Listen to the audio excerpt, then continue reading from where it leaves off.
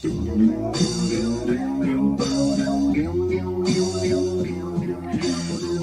am the gate, all who enter through me will be safe. I am the gate, I am the gate, I am the doorway through. Those who came before me, thieves and robbers, I am the gate, I am the gate, I am the doorway through.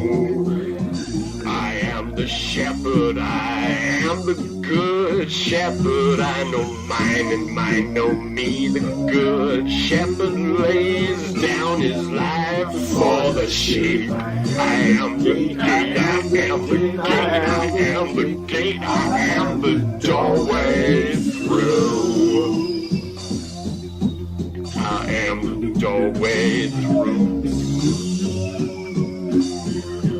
I lay down my life and take it back again.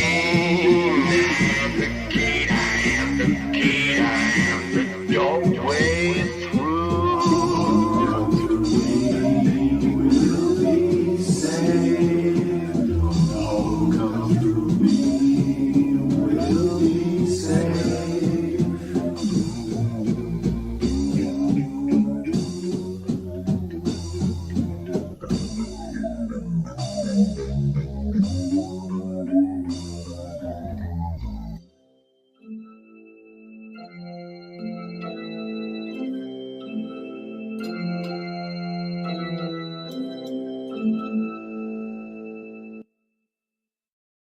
I was on stage with no pants on, and the audience, they were all clones of my old friend and business partner, Ted, and I was being forced at gunpoint to give the crowd a lecture in defense of crack whores. It's said that in the prostitution industry, nobody is considered of lower status than the crack whore. Because she doesn't work for money, she works for crack. I think that's an awful state. Somebody should stick up for these poor women and let them know that they're not the lowest. The lowest is the snack whore. The crack whore is doing it at least because she's in the grips of some tragic addiction, whereas the snack whore, she does it for little biscuits or crackers. It's barely even a reason. One of those little cheese pieces with the red wax around it.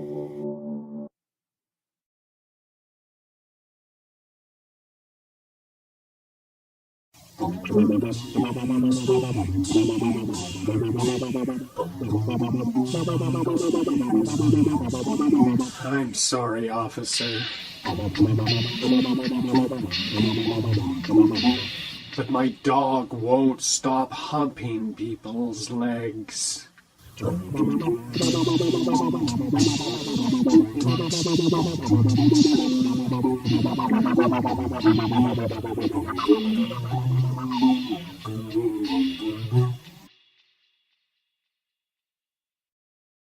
Hello, Mrs. Torkelton? Could I speak to Mrs. Torkelton, please? She's eating her snot. Really? Could I speak to your mother, please? Oh, hello, Miss Torkelton. No, not at all. It's the most interesting part of the job, believe me. I'm just wondering if you could, wait a second, Miss Torkelton. I'll be right back. Weren't you working on a fully illustrated novel about Snow White and the Seven Dwarfs? Yeah, I'm back on it now. I'd be finished illustrating it already if it wasn't for this stupid job. What stupid job? Yeah, you're funny. No, you're funny. And you're fired.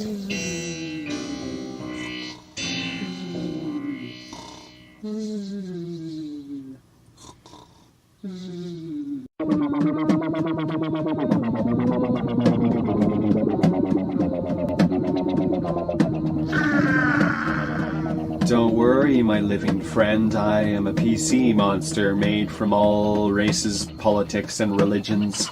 There is nothing offensive about me.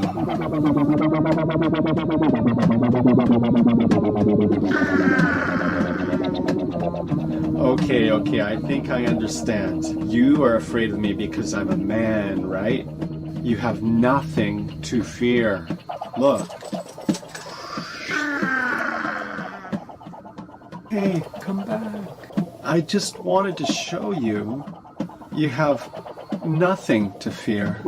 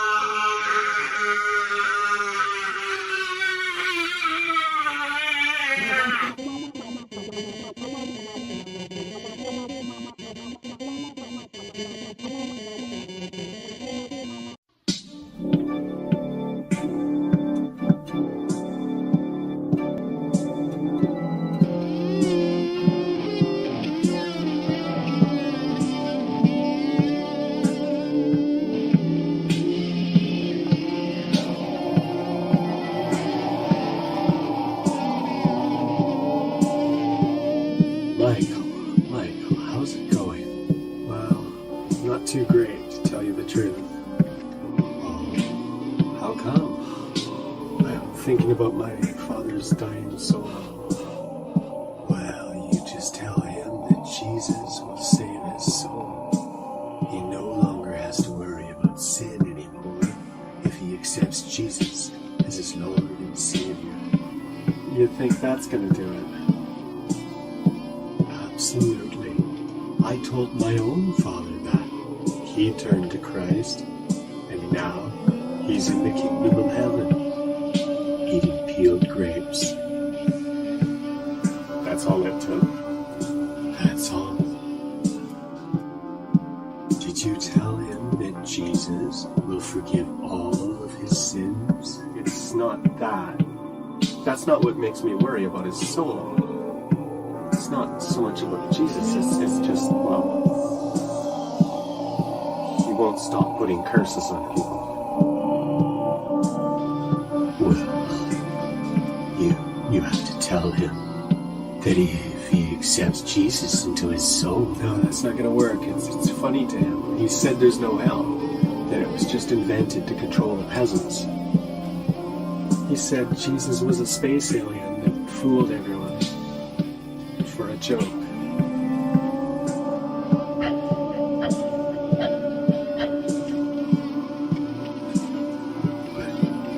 But that's not even funny. How could that be a joke?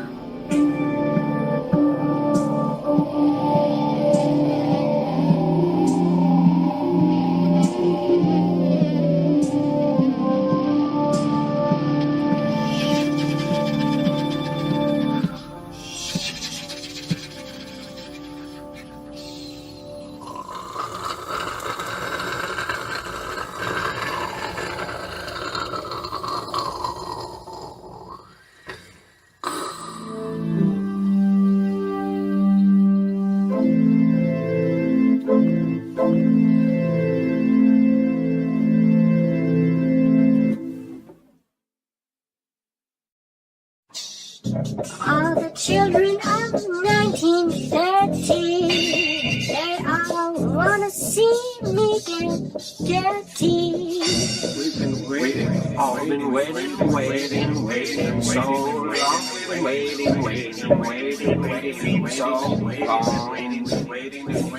Waiting so long.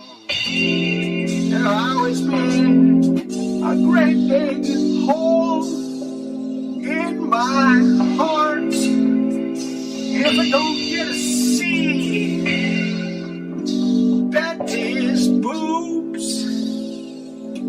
Betty's boobs.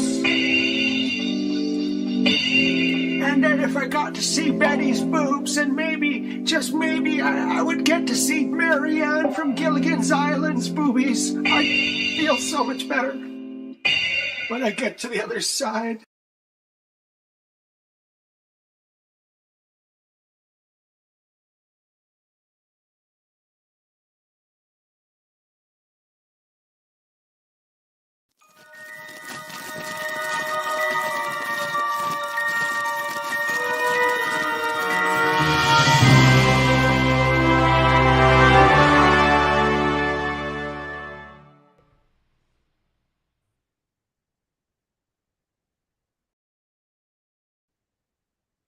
Kitty, we can't hear you. I got no audio. I was muted. How fun was that? I'm super nervous because I have all these awesome, handsome dudes sitting here watching me. Hey, you guys, it's a regular creative chaos. That's what we're doing, but with a twist. We've got a panel tonight. It's kind of a party stream because I've got big news for Flip City, but for anybody that has not been to Creative Chaos before, usually I will bring on one guest, and it's a fascinating person creating fantastic things outside the mainstream. But tonight I have got a bunch of fascinating people to spin a wheel of conspiracy. So we're going to have some fun with that a little bit later. Everybody's going to chill, be a little bit quiet while I do the big Flip City plug. And before I do that, I just got to welcome George Washington X and Vulcan Lives over on YouTube, and Spazzo Yeti popping in, gifting the can over on Pill. Thank you so much for that. And I also have to thank the opening cartoons. They were done by Michael M. Nutsilica Renaissance. And you can find a link to his YouTube channel in the description of the video. Go check him out. He's got a lot more tunes over there. And we really appreciate him. And he's also a Flip City contributor. All right, on to Creative Chaos being sponsored by Flip City Magazine. We've got some news tonight. First of all, we got our print edition in and out. So that means this has been mailed out to our subscribers. If you haven't received it already, you should get it in your mailbox any day. If you are not subscribed or don't have this really awesome wraparound cover for volume 21, you can do that at flipcitymag.com. Or if you don't even know what we are at all, you can go to flipcitymag.com and click through to a free magazine. Check us out. If you laugh your ass off, which I pretty much guarantee you will, go in and buy a magazine. We could really use your support. We are a 100% self-owned independent publication that is totally uncensored and hilarious. So that's flipcitymag.com. Now on to the big news, something I'm super excited about this week. We had a meeting with Diamond Distribution this afternoon and found out we have been accepted into their catalog, which means I'm sorry. Yay. What? No, I said yay, yay, yay. Oh, yay. oh yeah. And at this point, everybody on the panel can yell and cheer and scream for Flip City and give me claps and Attagirl. Holy congratulations. Yeah. So we're going to be in brick and mortars probably in the new year, because the first appearance in the Diamond catalog for pre-orders will be November. So you're going to start seeing us in comic book shops. A few starting off with, we're managing our expectations, and then hopefully going super nationwide and exploding. So I'm looking forward to partnering with Diamond and getting in the bricks and mortars and having people see our stuff on shelves. That is super awesome news, and also a super win for uncensored, uncancelable print media, I think. So yay for Flip City. Everybody can cheer for me now again. Congrats, that's huge. All right. So tonight, I also needed to just say hello and welcome back real quick to my sidekick, Batman. Just tell everybody you're okay and your voice works, brother. No? Okay, he said he had an air conditioning man there, or he forgot to unmute like I did at the beginning. Batman. I'm Batman. sorry. Here I am. Here I There you am. are. Here I am. Yay! Sorry. Yes, I'm dealing with my my air conditioner, which has been out for 2 weeks now since I came back from my neck surgery. Which, can you see the scar? Oh, that's lovely. Jeez, savage. Yeah. So they went in through my neck, and the collar that I'm supposed to be wearing is really a pain in the neck. It's not even comfortable. It's supposed to, help you relax, but I feel like I have to keep my shoulders up in that stupid thing. So I feel like my shoulders are in my ears most of the time. But anyway, I digress. We're here to have fun tonight. We're gonna have a blast. We I are understand going we to have have a a blast. large panel of previous guests, friends of ours, who have come back to have a little fun, do a little chit chat, and get into some conspiracy corner, huh? Yeah, it's basically a conspiracy corner all night. And I gotta say that over on YouTube, Media Bear has checked in. Media Bear, if you want to pop in, you have the link. So anytime, if you want to spin the wheel of conspiracy, do it. And then also Ben Sullivan, Find our it, send it to lead me, and I'll order parody it. artist, said what is up in chat Right, as one well. time. Thank you, Bill. All right. So now we heard that the air conditioner man's name is Bill.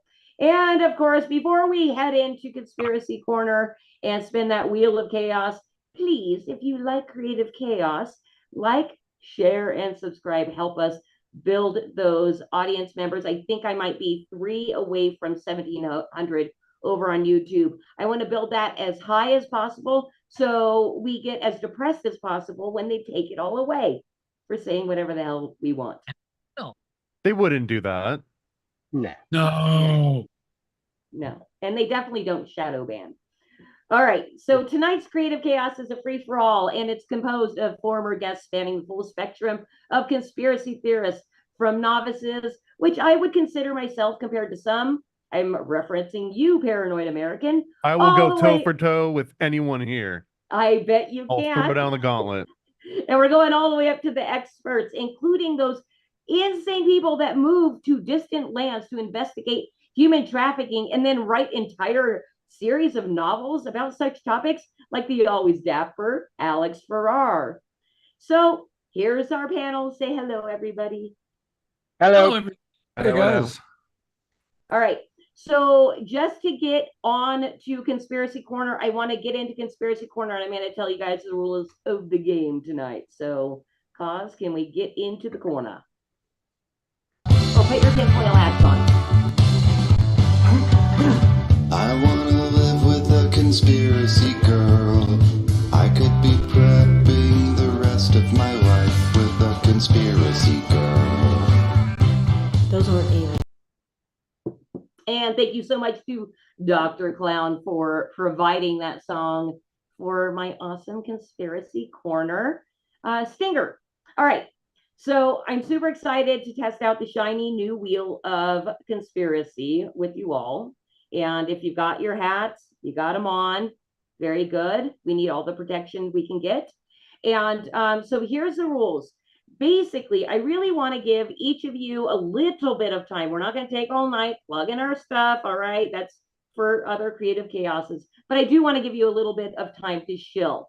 And we're going to be a little bit of organized chaos. So what I'm going to do is we're going to go around and I'm going to pick somebody to spin the wheel, and that will be our topic of conversation. But before we spin the wheel, you will have a tiny sliver of time to plug your stuff, tell people who you are. Please do not, go on and on. I don't think I have major talkers and super egotistical people here. So, yeah. So, okay. So that's how we're starting each round, is that way. And the person, after you plug yourself, we're going to spin the wheel of conspiracy, and that's going to be the topic of conversation. You're going to start speaking on that topic, but then it becomes a free-for-all for the entire panel to give their 2 cents, or politely or even aggressively argue. I'm okay with chaos. Name calling is absolutely permissible. This is not a safe space. All I ask is to please be creative and hilarious with the names you choose to call someone. The one side rule is if you don't like the topic, you can spin 2 more times. With the third spin, whatever it is, that's your topic. Everybody get it? Got it. All right, cool. And I would like to, hey, Cause, is there any way to, like, I don't know if you have this prepped, is there any way to share the screen with any given person when they're pitching or plugging? You mean, like to, so I want to start with Lee. Is there any way to like isolate him and bring him up, or is it just the whole panel in this screen? I can do that. If you can. Anyway, I want you to start off, Lee, because you are. Oops, you're not seeing it. Hang on. Let me jump Put his back. face right in the middle. Now you're of the seeing it. Okay. Yeah. All right. That's not me. That what you wanted? That is Lee. I'm on the screen now. Oh yeah, I'm on the screen. Oh, oh, did you pin Cosmic Grandpa's screen? Oh, was that what I meant to do? Yes. So what do I then do? You'll see. Then you'll see pin. everything that's going out live. Right. Okay. All well, right. So a quick plug. Oh, okay. So anyway, it all started about 41 years ago in Shotley Bridge Hospital. Now, basically, I make videos on YouTube called Shot Hot Design, all one word. When you search for it, you'll probably just get Shot Design or Hot Design. Well, for Shot Hot Design, all one word, the family videos. And everything else is on LeeSimpsonArt.com. That's it. All right. And that is Shot Hot Design for all the Americans that speak more slowly. Yeah. All right, Lee, are you ready to spin the wheel? Sure am. Let's do it. All right.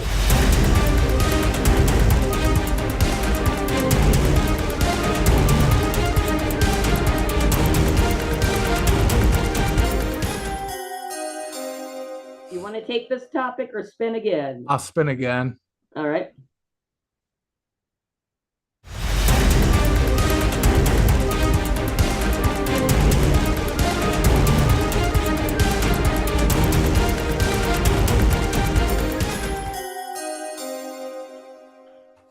That's kind of the same thing. You know what? I'm sorry, I'm gonna have to go for the third one. I'm a bit of a gambler. Okay, you're stuck with it, whatever the third one is. Let's do it. Also, you can make shit up. If you don't,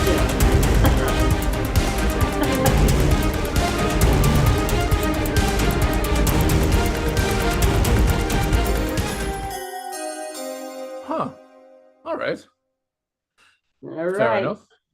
You're stuck with medical establishment, natural versus natural remedies. Well, what do you know about it? Yeah, well, it seems quite obvious that everything's done to make money these days, especially Big Pharma. Basically, I think there's absolutely cures in the world. They're probably natural.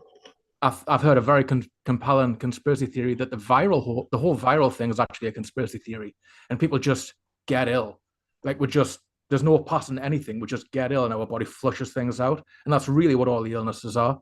So everything is like a placebo. Everything's a sugar pill or a flour pill, and we all just fall for it, and we just pour endless money into this thing that never actually stops. Our bodies never stop flushing things out. So that's what I know about that conspiracy theory. I had never heard the theory about pharma being placebos. But what else? Anybody else? I have not taken pretty much anything Big Pharma in over a decade. My only medication is weed. Fixes every fucking ailment I got, whether it's mental or physical. Ain't tripping. Have never caught no COVID and none of that shit. Didn't take no tests. Didn't take no jab. Nothing. 61 years old. I can still run with the grandkids. I can still roller skate. I can still do all the shit that I used to do, and I test myself regularly. Live well, people. Just live well. You don't need Big Pharma. Those commercials, when they started showing those commercials in the middle of the night, people, and it said, if you took some of this, you got this, you can get some money. And I went, okay, now look, then they started like showing you the side effects, and every single thing that they're talking about, one of those side effects is possibly death. Yeah. Well, here's the thing. It's like, almost all of them are. And the thing you can do to cover up all those side effects is you can just call it a monkeypox epidemic, and everybody will believe it because it's in the news I don't now. believe in that shit either. I didn't buy COVID from the get. No. I think you're in a safe company. I even told my son they were going to be pulling his kids out of school 2 months before it happened. I saw it all coming. RJ, you know, I saw all that shit coming, bro. I think a lot of us saw it coming, actually. The drug advertisements don't tell you the side effects.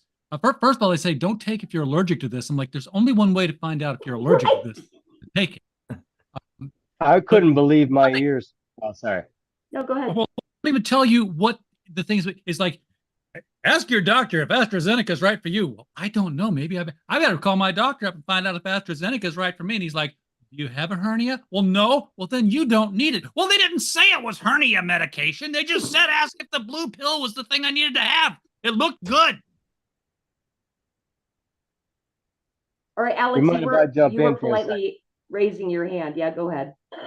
Yeah, I couldn't believe my ears one day when I was, when you're watching something on the telly and then all of a sudden a commercial comes on and it's a very cheerful feminine voice talking about Valtrex for herpes. And then it starts listing the side effects. And the damnedest thing I ever heard in my life was fatal events have occurred. Ask your doctor. Oh, back the fuck up. Wait a second. I don't even need to ask him, do I? I ain't taking this. So that's the new way to say people have died from taking this. Fatal events have occurred. Yeah, that's what I mean. One of the regular things that was happening during the COVID thing is that people were coming up with a lot of their own homemade medications. They were discovering like anti-parasitic drugs, and there was a big panic when they were talking about anti-parasitic drugs because there's a theory that we're filled with parasites and we don't really need to eat every day. But basically, they've convinced us to eat every day to feed these parasites with like salt and sugar and fat. And that's why our old religious books all fasted, because fasting kills the parasites inside us. And that's why they were talking about banning ivermectin, because if people take it, it kills the parasites. And then maybe we'll be able to think for ourselves again. Well, I don't know about the part about not being able to think for yourself, but a lot of people do have. All right, so I got parasites 8 or 9 years ago, right? And it was horrible. The problem is a lot of people think that washing food is getting it wet, especially things like strawberries. Strawberries have all of those seeds all over their skin, and the pockets that contain those seeds are great places for entire civilizations of parasites to hide in. And so people think that if you just hold it under the faucet for a little bit, that'll wash them off, but absolutely not. Nope. I can tell you if you'd like to know. But so I got parasites for like the 5th time. And in the What did you get? I got a host of things. I got a bunch of different things. I would just stop eating strawberries. Well, that was one of the biggest problems was when I went to get tested, they found the first one and stopped looking. They said, oh, you got this. So I took a medicine specific for that. And I said, un gusto verles. Hasta feliz noche. Que les vayan bien. Sorry about that. So I took the medicine specific for killing that one, and I stayed sick. And I went back to the clinic and gave another sample and said, oh, well, you also have this. Well, what the? And so I took another medicine for that. It turned out I had 5 or 6 different freaking parasites, but instead of giving me one ring to rule them all, or one pill to kill them all, they gave me all these different pills that destroyed my gastrointestinal tract. And then I was sick for 7 freaking years because the cure is worse than the disease. Damn. That sounds like you could do with a fast. A good old 2 or 3 days. A fast won't cure.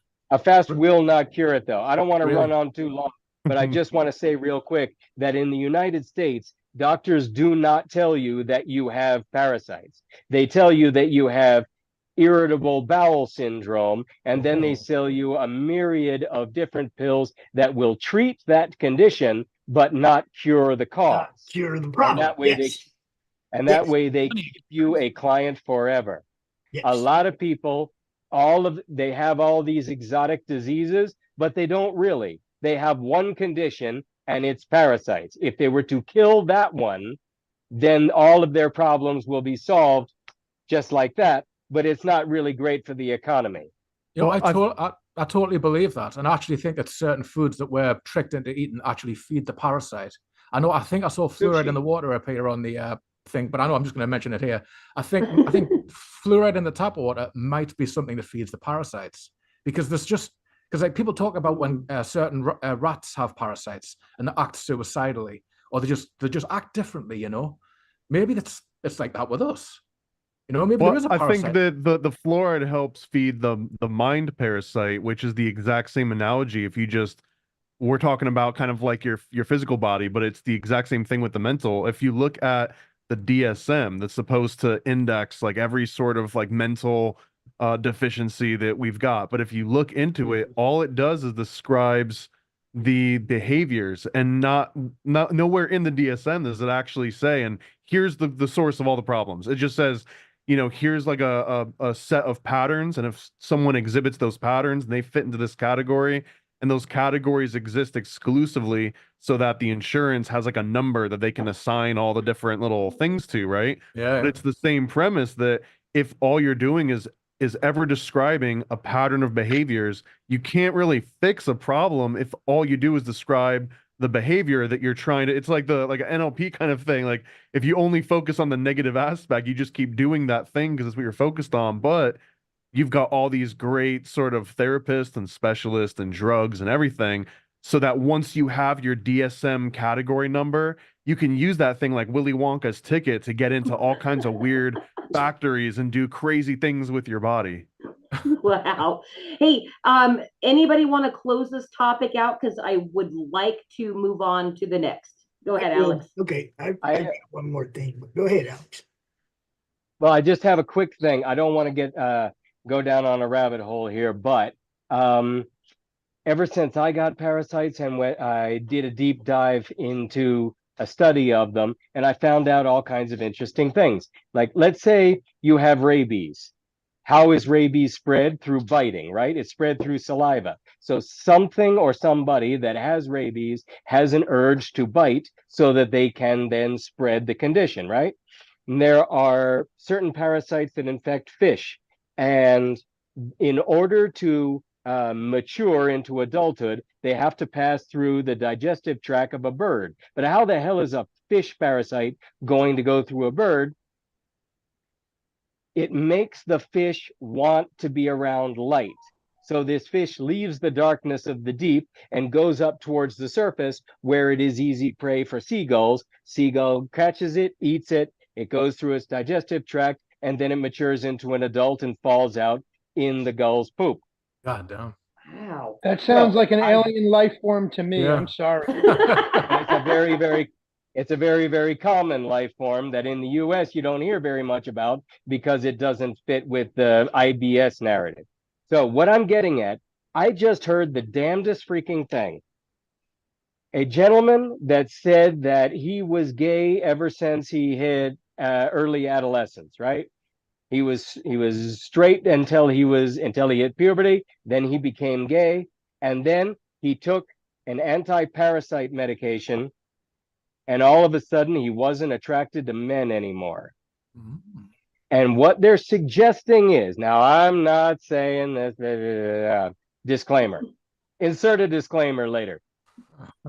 What he's suggesting is that the parasite that he had was spread through anal contact, and it made him want to expose other people to it in order to spread the parasite. And once he was cured of it, he was no longer interested in that anymore. God damn. I'm not saying that that's the cause. I'm just saying that I listened to a guy that said that. It's like 28 days later, but with the other liquid. I did want to throw one thing out there because I'm going through a medical procedure right now. I have a hiatal hernia. I'm going to the doctor and having tests, and they're going to do surgery soon. But doctors will listen to you if you tell them, I don't take big pharma. They have not tried to push anything on me since I told them I'm not interested. Fix the problem. I'll be fine. My body will do what it's supposed to do. It'll heal by itself. Just fix the problem. Go in there and sew up that hernia so my stomach ain't jumping up into my chest cavity anymore. It's my diaphragm that's blown out. They got to go sew it up. Okay, go sew it up. No, I don't need no medications. I don't need no crap. Go fix the problem. And that's the parasite talking. That's me, man. I don't take nothing. Someone get this guy some fluoride. Stat. We live out in the boonies. We have a well. You know, it responds real well to anti-parasitics. We got real water. Because it actually behaves like a parasite. But if you start saying, hey, that looks like a parasite, you might be crazy. Cancer. Ooh. Damn. Finding a lot of studies where anti-parasiticals are being tried against cancer, and they're like, oh yeah, we anti-parasitics have always said that cancer looks like a parasite. Why haven't you caught up? Something else, if you don't mind. I was hearing about this doctor in Italy that said he was curing cancer with baking soda. That's an old joke. Baking soda cures everything. What is it, Sybil? But I was recently talking to a friend of mine who's a retired jackal and is now a farmer.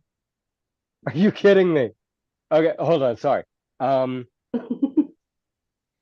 Again, this is absolutely not staged. So, I'm serious. This is freaking. I feel like such a jackass. Thank you. So he was saying that as a farmer, whenever he has a plant that is unwell, he checks its pH and finds, oh, it's too alkaline or too acidic. And so he changes the alkalinity or the acidity and fixes it. And he started thinking, well, I'm an organism just like this plant. I'm just a little bit different. Who's to say that my health problems are not because of something simple like alkalinity or acidity? So he had himself checked because he had a whole bunch of health problems and all these exotic health conditions that doctors wanted to give him all kinds of medications for. And he just found that his body was too acidic because he was drinking too much freaking coffee. And also health gurus starting 10 years ago started recommending people to start ingesting apple cider vinegar first thing in the morning. Oh, is that really good for you? Oh, yeah, it's really great for your health. What's it do? It ups your freaking acidity. And next thing you know, you got a bunch of health problems that were completely unforeseen and unprovoked. I live in Guatemala and we're really big on fireworks. I don't know if you heard that. So he found that all he had to do was correct his acidity by 1, not drinking so much coffee, 2, adding more alkaline foods like black and purple grapes and broccoli. And what I started doing was drinking water out of glass bottles, not plastic ones, and ingesting all those microplastics, but also putting a little bit of baking soda in my water as well, so that I can continue drinking coffee to excess because it's my only vice these days. The body is a self-healing organism as long as you're not poisoning it. So it's possible that a cancer is your body collecting all of the toxins that are in your body. Like mucus. You get a cold, your body collects mucus, creates mucus in order to collect all of those germs and bring them up into your nose for easy expulsion. But instead of doing that, you take medicine that will dry up the mucus, and that way you stay sick for longer, you just show fewer symptoms. In that way, you're shooting yourself in the foot. Well, what this Italian doctor was saying was a cancer is your body collecting all of these toxins that are inside of you and putting them in one place. And you start bombarding it with radiation so that it bursts. Okay, Alex, also don't know if it's true. I love you so much, but I do want to move on. That's great. I got to sign an autograph. I really know, but Christy, but also Christy. also real quick. While you're signing that, Alex, just hear this. In chat, George Washington X has said you are the best dressed person in the history of Creative Chaos, Vulcan Lives agrees, and they're also wondering where your Conquistador helmet went. So if you're not too embarrassed to put it back on, please do. Conquistador helmet. All right. Who wanted to say something to me? No, I was just going to say that the next topic on the conspiracy wheel is probably going to be cancer. Yeah, right. I don't think I put cancer on there. But yeah, thanks a lot for taking fluoride in the water. I know. I couldn't help it. I distill my water, so I'm just had to get in there, you know. I think I want to next go to Paranoid American. So you're gonna give a quick shill if you like, and then you're gonna spin the wheel, brother. All right, let's go.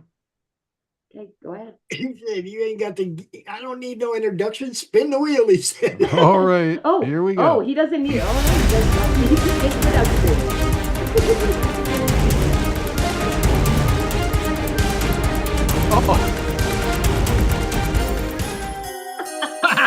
Yeah, Lee. Thanks a lot. Sorry. You want no, it? I can run with this one, and we can All go right, on a tangent off of it too. Oh, and yeah, I guess I did know skip over my quick promo. Just go to paranoidamerican.com. Yeah. Conspiracy theories are basically my lifeblood. They've been since the mid 90s. So if I can pull the hipster card, like I was into conspiracy theories before all these young bucks in 2019 thought they woke up. So I got at least a couple decades on y'all. So the fluoride conspiracy, the one that I want to steer this towards is that Stanley Kubrick helped put this into the public consciousness, and that Stanley Kubrick was super woke in the way that he was at least aware of all these different sort of conspiracies, but he puts this as one of the plot points in Doctor Strangelove, and it's that the commies are trying to numb us and lower our IQs by putting fluoride in all the major water supplies, and they pitch that as if it's the ramblings of a madman, right? And it sort of is used to discredit this angle, but he, along with a lot of other sort of kind of top secret programs and like information that wasn't really mainstream, he was like this medium into bringing it into public consciousness. So fluoride being one of the very earliest examples of all this, and there's a longer list that goes with that. And I've heard, I've gone down these rabbit holes, but one of the ultimate aspects of, okay, why fluoride? Why they put in the water supply? There was two angles to this. One of it is that it's naturally or unnaturally, it's a toxic byproduct of the petroleum industry. So like not only if they add it to the water supply and they convince everyone that it fixes your teeth, then now you don't have to figure out how to dispose of this highly toxic runoff, right? Mhm. And not only do you not have to worry about it, you can make a profit off of it. You can start selling it wholesale to government and municipalities, and it's been so ingrained, like put it in toothpaste. So it's sort of a win-win in that case. And then if you get into the more woo-woo aspect, which I'm totally on the fence on this one, but that it's apparently it will calcify your pineal gland either faster or just at all, and that if somehow we were able to abstain from ingesting fluoride in any form, that we might have some semblance of our third eye still sort of intact. I don't know how much I agree with that, because I think that like the biology settled, like it's already like sunken into our head at this point, kind of like lizards. But this is all ties right back to fluoride. So yeah, there's so many reasons why it's in the water supply. I'd agree with both that what he's just said. Like I said, that the byproduct thing that adds up. I totally believe that. Like we are basically used as human bins. So basically, they'll just feed us junk food. It's called junk food for a reason, because it's junk, and we just like get rid of it in our natural process. But I'm a massive believer in the whole calcifying pineal gland thing. That's why I originally started it. Because when I first heard of that conspiracy theory, the fluoride thing, I was like, because I would check on my local Northumbrian water on mine, and I frequently asked questions. It says, do we add fluoride to the water? And it said, yes, we do. I went, why? And it's like, oh, because like you said, it apparently fixes your teeth. Well, it's But- mandated in a lot of municipalities. They have a requirement of a minimum amount of fluoride, and if they fall under that, they're subject to all sorts of fines and Mhm. legal ramifications. So it's beyond just like an additive. It is a required, poison that's been added. I'll bet, because we're in a giant slave system and we'll have to calcify that pineal gland so we don't start thinking for ourselves. You Can't can say Google. for the first time in my life, I lived in the city all my life. And for the last 5, 6 years, I've lived out in the boonies with the well. Okay. And when I tell you for 61 years old, I'm pretty freaking healthy. Well, there ain't no problem with anything else either. I'm in good condition all the way around. Don't need no additives, don't need no help. Just saying. It's like, Can you get so- hard for us right now to prove that? Oh, Um, yeah. I'd have to I'd have to be in the mood, bro. And You'll show you his back. the atmosphere that's gonna do that for me. You know what I mean? People I now mean, you guys Milgram are all good looking, but not that good looking. You know what I'm saying? I'll back that team. They got a drug for that. Real quick, to find out more about fluoride and where they started with it, first I would highly recommend y'all to Google a documentary called Century of the Self, which talks a lot about Edward Bernays, who was the evil genius responsible for an awful lot of horrible things that happened in the last century. One of the reasons I came to Guatemala was because I found out he was the one that the CIA hired to start the civil war here. Anyway, Edward Bernays, that's Bernays, Sigmund Freud's nephew.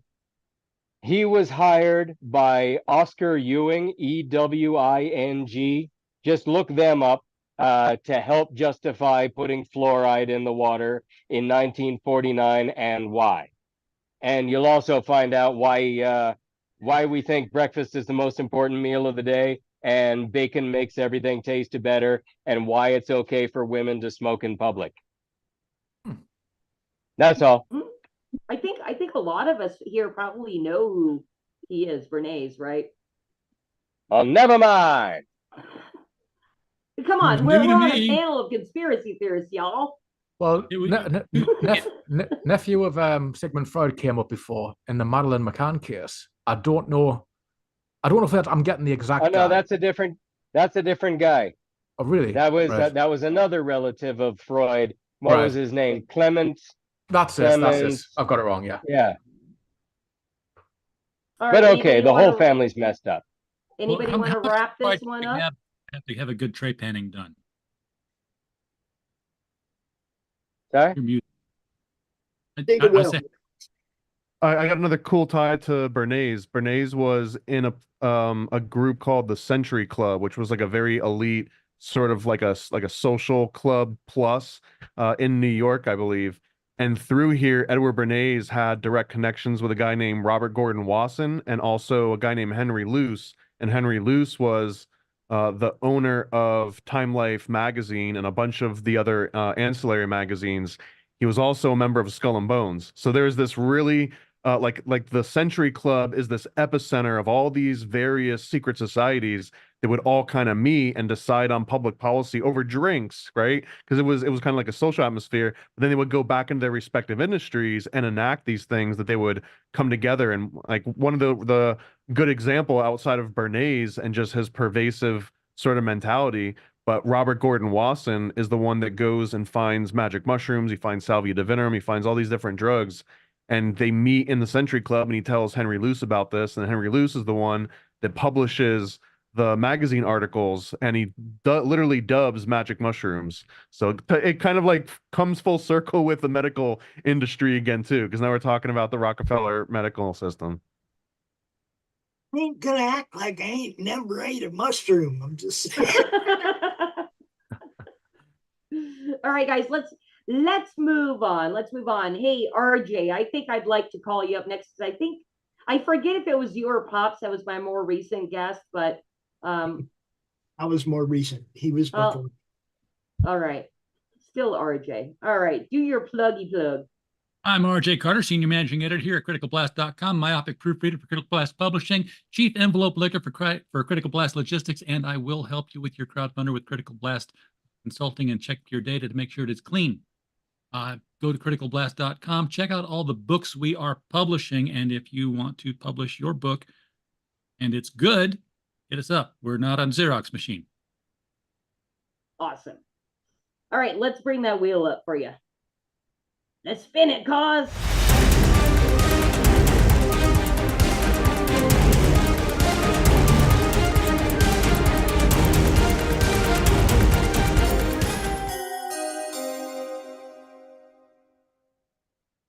Public education. Oh, I'm gonna have to spin again. I All know. right.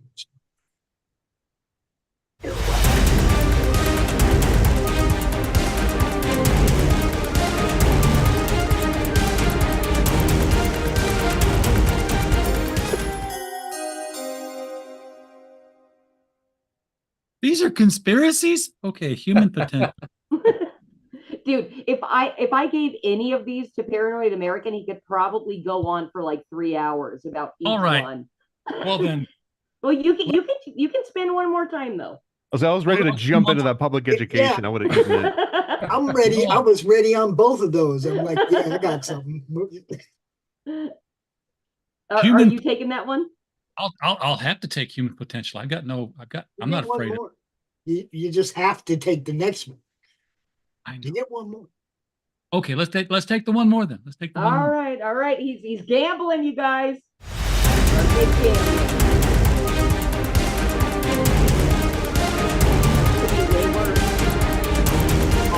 It's perfect for Actually, you. I think he has this one covered. That's perfect for you. Oh. Well, now cryptids are just pets we haven't met yet. Well, we met some of them. I'm just saying. Yeah, I mean, and they're no longer cryptids are a dying breed because every time we discover one, the world of cryptids is just a little bit smaller because now they're no longer cryptids. We find the coelacanth, and I'm saying that completely wrong. I know. It was no longer Coelacanth. it was yeah, it was now it's a fish. We discovered the giraffes, and we had to take the camel leopard out of the whole cryptid thing. So yeah, cryptids are out there. It's just and for those people who we would have seen them by now. Dude, I grew up in rural area. I was not a hunter. Not against it. It's just like Ron White says, it's 4:30 in the morning, it's cold, and I don't want to go. I went most of my life not seeing a deer unless it was on the side of the road, already having been seen by somebody else. Too late. And now I'm like, I'll go home to where I grew up. I see herds of deer. I've seen more deer in the last year than I've ever seen in my life. So they were always there. They're just not hiding as well anymore. That's where I'm kind of getting to with that. There are animals that maybe they're not tired of hiding yet. And they're just really, really, really good at it. And that's, why we don't see them very often. And we only see them and then they're gone. They camouflage really well. Bigfoot is obviously one of these. The migration pattern of Bigfoot, we can kind of figure it out. But that doesn't mean that you can just say, yeah, we're sitting on the Bigfoot trail here. It's August. They should be through here any minute now, like the monarch butterflies going to Mexico. But we're getting there. We will eventually get, our Sasquatch buddies on camera. I agree with you. Let's throw it to the panel. In England, we don't really have Bigfoot, but we've got our famous ones, the Black Panthers. So basically, they live on the moors. So basically, if you're in England and you're going for a walk on the moors and you hear a growl behind you, don't turn around. It's an armed black man. That's racist. Hey, I used to live in Ireland. And we had 55 acres out in the countryside. And there was this one time at band camp, my family went off to Portugal and left me all alone. They left me all alone so that I could tend to the animals. And all right, never mind. I'm going to go on a really long freaking story that's hilarious, but it'll lead into our time. But I met a Black Panther that had escaped from the freaking zoo. And instead of trying to apprehend it, they were just, we're gonna watch it. We're gonna see what it does. We're gonna observe it from afar. The fuck you are? It was on our freaking land and almost ate me because I was being stupid. You ever see a horror movie where they say, "Oh my God, there's something big, a freaking monster right there," and they run inside and grab a flashlight? I ran past the cupboard with shotguns. I had 5 freaking shotguns in the cupboard. I ran past it to get the flashlight and go out and shine it on it and go, "Ha ha, I caught you, you fucking giant beast." Dude, you can't Man, call I them felt that. like Jesus Christ, I felt like an idiot. You can call That it Anyway, sounds so like you totally ate up the television movie propaganda programming right there. my girlfriend was telling me what an idiot I was and comparing me to the moron that gets eaten in the first 15 minutes of every horror movie. But it's a good But idea. He's the one you keep going, don't go in there. He goes in there any fucking way, right? You want to be the second. You want to be the second guy who gets killed in the horror movie because he's the one who gets killed while having sex with the girl in the. He gets laid, right. Absolutely. Oh, I Because, needed yeah, to point we do out. actually have black freaking panthers in rural Ireland because of one that escaped. It's a good job you didn't get your shotguns, though. I mean, that's murder. It There- would be. There's I had to point out there actually is a British Bigfoot. It's kind of on the cusp of it, but it falls directly into the definition of what a Bigfoot was. It dates back kind of old. It's 12th century, but it was in Orford, and it was basically a fisherman claimed that he had caught this hairy man that was running around and just eating exclusively fish out of people's catchings for the day, and then he like ran off into the woods. So there's a direct dovetail between these hairy man theories and Bigfoot. And actually, since because we're talking about cryptids, right? There's a whole bunch of really interesting Bigfoot ones. One of the Bigfoots is that there was a Mormon missionary, I believe it was in the 19th century, it was in like the late 1800s, that claimed that he ran across Bigfoot on the road and he had a whole conversation with him. And this Bigfoot character told him he was actually a descendant of Cain and that they were essentially like these Nephilim creatures and that Bigfoot had dated back to these biblical times. There's the concept that the only Bigfoots that we've seen, the Patterson Gimlin footage style, Harry and the Henderson style, that these are actually these are homeless Bigfoot. These are ones that have either been kicked out of their communities or have lost their homes because the Bigfoot species, since they've been around longer, are actually like this highly advanced civilized race, almost like an Atlantean or like Lemurian inner earth like advance. And the inner earth thing isn't just a wild idea. There's this guy that has a extensive research, but it's called the Missing 411. And if you take a map of all of the Bigfoot sightings and you take a map of the underground cave system in America and you take a map of all the missing people that have gone like hiking, they all kind of match up to like the heat maps kind of blend together in a way. So there's lots of really interesting Bigfoot theories out there. Yeah, absolutely. And I just got to shout out the guy's name is David Politis. If anybody is interested in real great Bigfoot research, look up David Politis and Missing 411. Fantastic. He is the king of Bigfoot research. Thank you. Do you guys Thank you for ever mentioning see? that. Do you guys ever see any of the like trail cam footage? And what do you think of that? Because I've seen some creepy ass shit. I love watching that. That's some fantastic. Like there was one of them. There was a homeless guy only in underwear on a bike, just flying past the camera and just looking at us like angrily. And it was probably real. Like you saw the camera. You know? I mean, I've seen some creepy shit though, like with like hands with like a long claw, like like Lady Deathstrike type shit. And just weird shit, glow, I mean, eyes that just don't look like human eyes, but it's like, it's not a deer. I mean, you see a deer go by on the same trail cam 5 minutes before that. I bet they do exist. There's a one in England that I only recently heard of. If you see a soaking wet horse by a body of water, like a river, and its hooves are facing backwards, don't go anywhere near it because it's actually a lure and it'll suck you into the river to eat you. Yeah, Just Count interesting. Dankula did a whole Count Dankula is doing a whole series of Celtic legends, and he covered that one. I don't know Oh, what it's really? called. Yeah, It's something like Koalef or Koalan or something like that. It's some yeah. some weird one. About All the right. people with really long fingers, like Lady Deathstrike, stuff like that. Because I live in a place with fewer medical breakthroughs.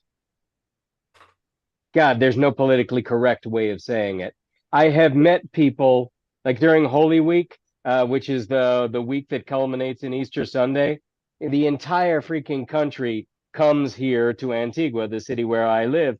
And there was this one afternoon where I was walking down the sidewalk, and something made me just stop and look across the street, across this multitude of people at a little girl that was sitting on her father's shoulders. And I noticed that somebody else who turned out to be her uncle was standing nearby and staring at me like, hey, who are you, asshole, that's looking at my niece?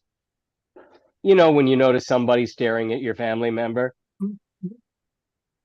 Yeah, I've been that guy. I know.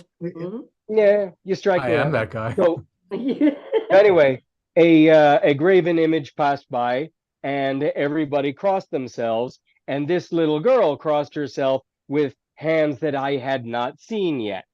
And she had two fingers that were very, very, very, very long, and a little stubby thumb.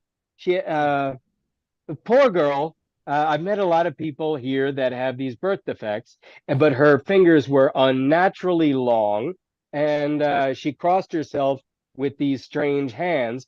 And I never understood what made me stop and look across the street and stare at this girl until I saw her cross herself and realized who I had been staring at. Just a very unfortunate person. These birth defects just happen to people that maybe their parents cannot avail themselves of modern medicine like you can in the US and other first world nations.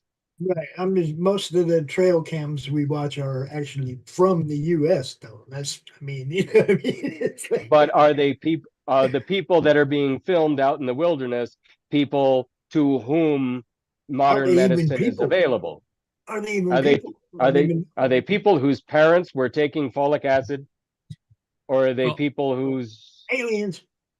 Aliens. not aliens, They're aliens. not aliens, just people that modern medicine was not available to because they live out in the woods, and certain circumstances affect pregnant women. you have They people got now them, that they fall got into them big old Yeah. hands and You got Slender Man. You've got your black-eyed children. You've got La Llorona. They're not animals that are we're waiting to discover and add to the zoology. They're people with a lore behind them, and yet I have guy on my show. Pops, you know him. Does the 656 comics. Whereas to this day, when he was a child, there was a banging at the door when he was staying with his brother, and his brother said, "Don't go out there." He's like, "But she's crying." He's like, "Yeah, that's La Llorona. Don't go out there." Can you imagine just sat in a bar and a cryptid, like a pterodactyl, just grabs your shoulders and takes you away? Like how much your life would just change? You'd be like 5 gears of terror all at the. You'd be looking around like. Some people would actually be super into it. Maybe this says something about me, but if you look on Amazon, there is a subgenre of literally thousands of books of romance novels that are all about women going into the woods and meeting fill in the blank: Bigfoot, Mothman, reptilians. Beauty and the Beast, all of it. You can understand Bigfoot.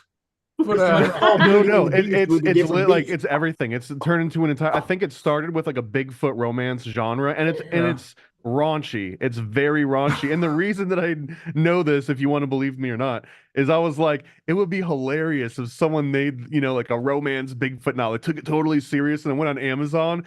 And I was like, oh, not only has this been done, it's been done like 400 times. And some of them are bestsellers. And some of these dudes have sold like hundreds of thousands of copies of it. Like it has exceeded the threshold for like, oh, what a funny gag gift that I'll buy for someone as a joke. Like Became a it's genre. beyond a joke. The front cover, if it hasn't been done yet, you're welcome. Somebody can have it. There'll be an indentation of the mud and a 12-inch measure next to it.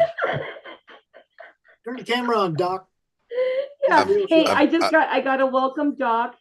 Hello, Doc. Thanks for Hi. being unfashionably late. Can you hear me okay? Yes, we have been spinning the wheel of conspiracy. We've been talking about cryptids. I was going to end it with RJ because he started it, but we've gone on into like fantasy sexual tales of Bigfoot and Now all it's a that. But party. I think it's time to move on at this I point. think all that Okay, stuff guys, didn't all that stuff kind of start with like Beauty and the Beast, like with some grim fairy tale type stories? Isn't that really? It started when the Nephilim went among the sons of man and sowed seeds to the women. I mean the stories, man. I mean wanted the to, stories, I- the romance stories. Well, That theory. I wanted to apologize for being late. I double booked myself like a moron. Of course. I forgot to take into consideration the time zone differences, so I do apologize. You are absolutely forgiven because I love you as I love everybody on this stream tonight. Thank you guys so much for coming to the all conspiracy corner of creative chaos tonight. And I'd like to move on to another conspiracy. And I am going to throw this one to the best dressed man in the house, Alexander Farrar. Let's do it. Why, thank you. I wore my best Hawaiian shirt. God. Quiet. And it's lovely. All right. If you want to shill your stuff, do so now. Okay. I always feel like a jerk saying this, but so by the grace of God, I've got an author with 23 books out. I'm working on 24. I'm a neoclassical painter, and I also have a very popular restaurant in the corner of Central Park in a resort town, Antigua, Guatemala. I've been very blessed. My grass is plenty green. Yes. And where can people find you? Where do you like people to find you? Well, I have a YouTube channel called The Villain's Voice, where I do book readings from some of my books. I'm also alexfarrar.com. Anywhere else? Yeah, I'm all over social media these days, but it's a pain. I would assume alexfarrar.com, and that's double R in the middle, right? Yeah, Ferrar. It's Ferrari without the I, because my grandfather changed it in the 50s, and who knew Enzo was going to have so much luck with his cars? Oh, no! All right, So, I have a question. Oh, okay. What you want? What you want to know? I want to know from Alex. When you say neo-realism, can you tell me what Neoclassical. Neoclass? Can you tell me what that is? Okay, so I am trying to be a pre-Raphaelite artist, but it's really freaking hard, and that's the entire point.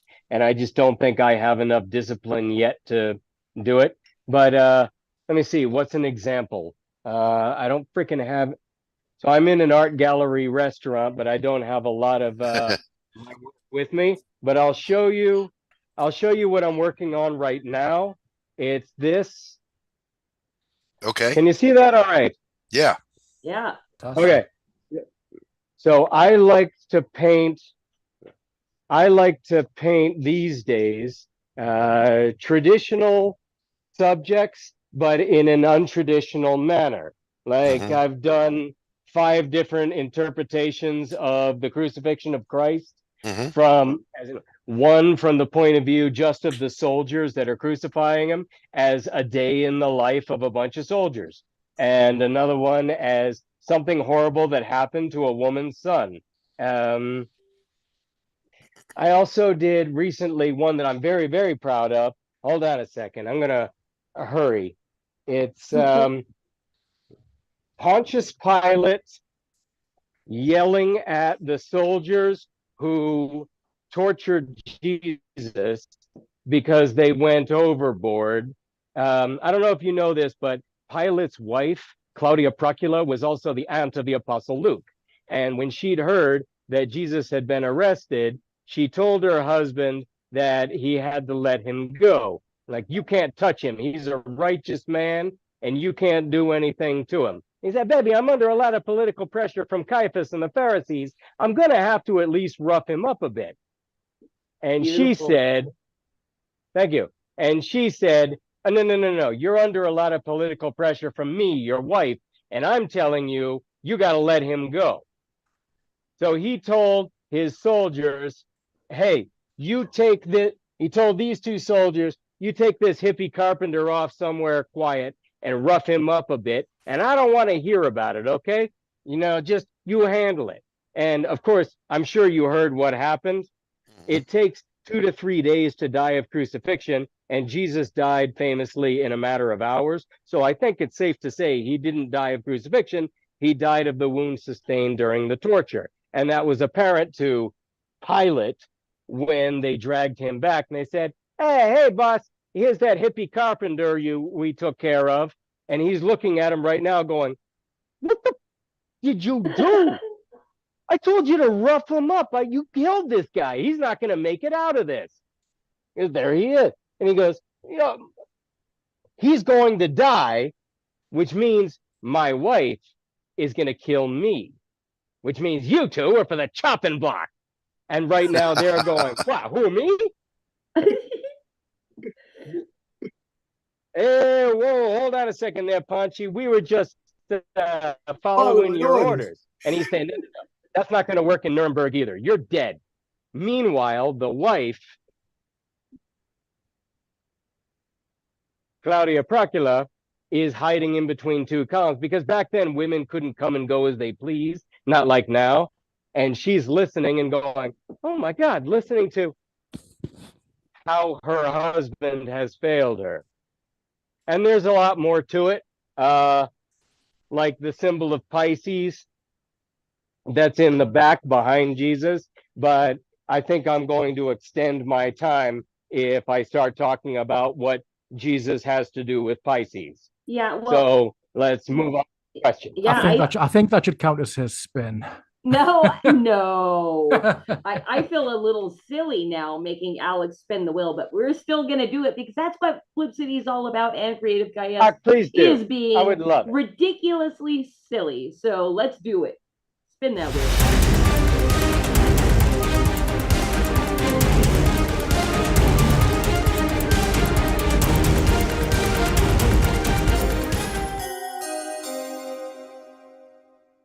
Keep or pass? Human potential. Pass. All right. Yeah, because there were some other subjects I saw earlier that people missed. All right, we're gambling.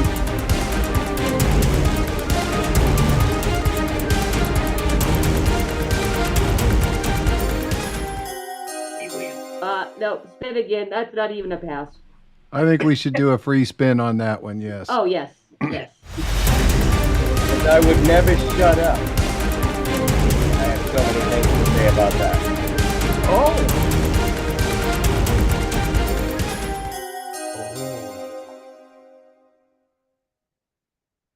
You can pass this and then another pass, right? The other was a free pass. I've seen too many videos. I've seen too many videos of astronauts working on space stations and having bubbles drifting up away from them. And it looks a little too much like they're filming something underwater and bubbles are escaping from their scuba tank. I've seen too many of those videos. I've seen too many videos of astronauts in space holding on to things and then they drop them and the thing falls down. in order to believe in space travel. I'm not saying we faked the whole freaking thing in order to beat the Soviets in the Cold War, but just on the strength of those videos, the evidence is compelling. So let's skip it. Oh, you want to? I was gonna say, I wrote I thought you were taking it, Alex. You wordy wrote that motherfucker. Yeah, I'm because a you're horrible either person. all in or you're either was a- you totally believe No, or no, you pops, don't. pops. We're skipping it. We're skipping it. Go.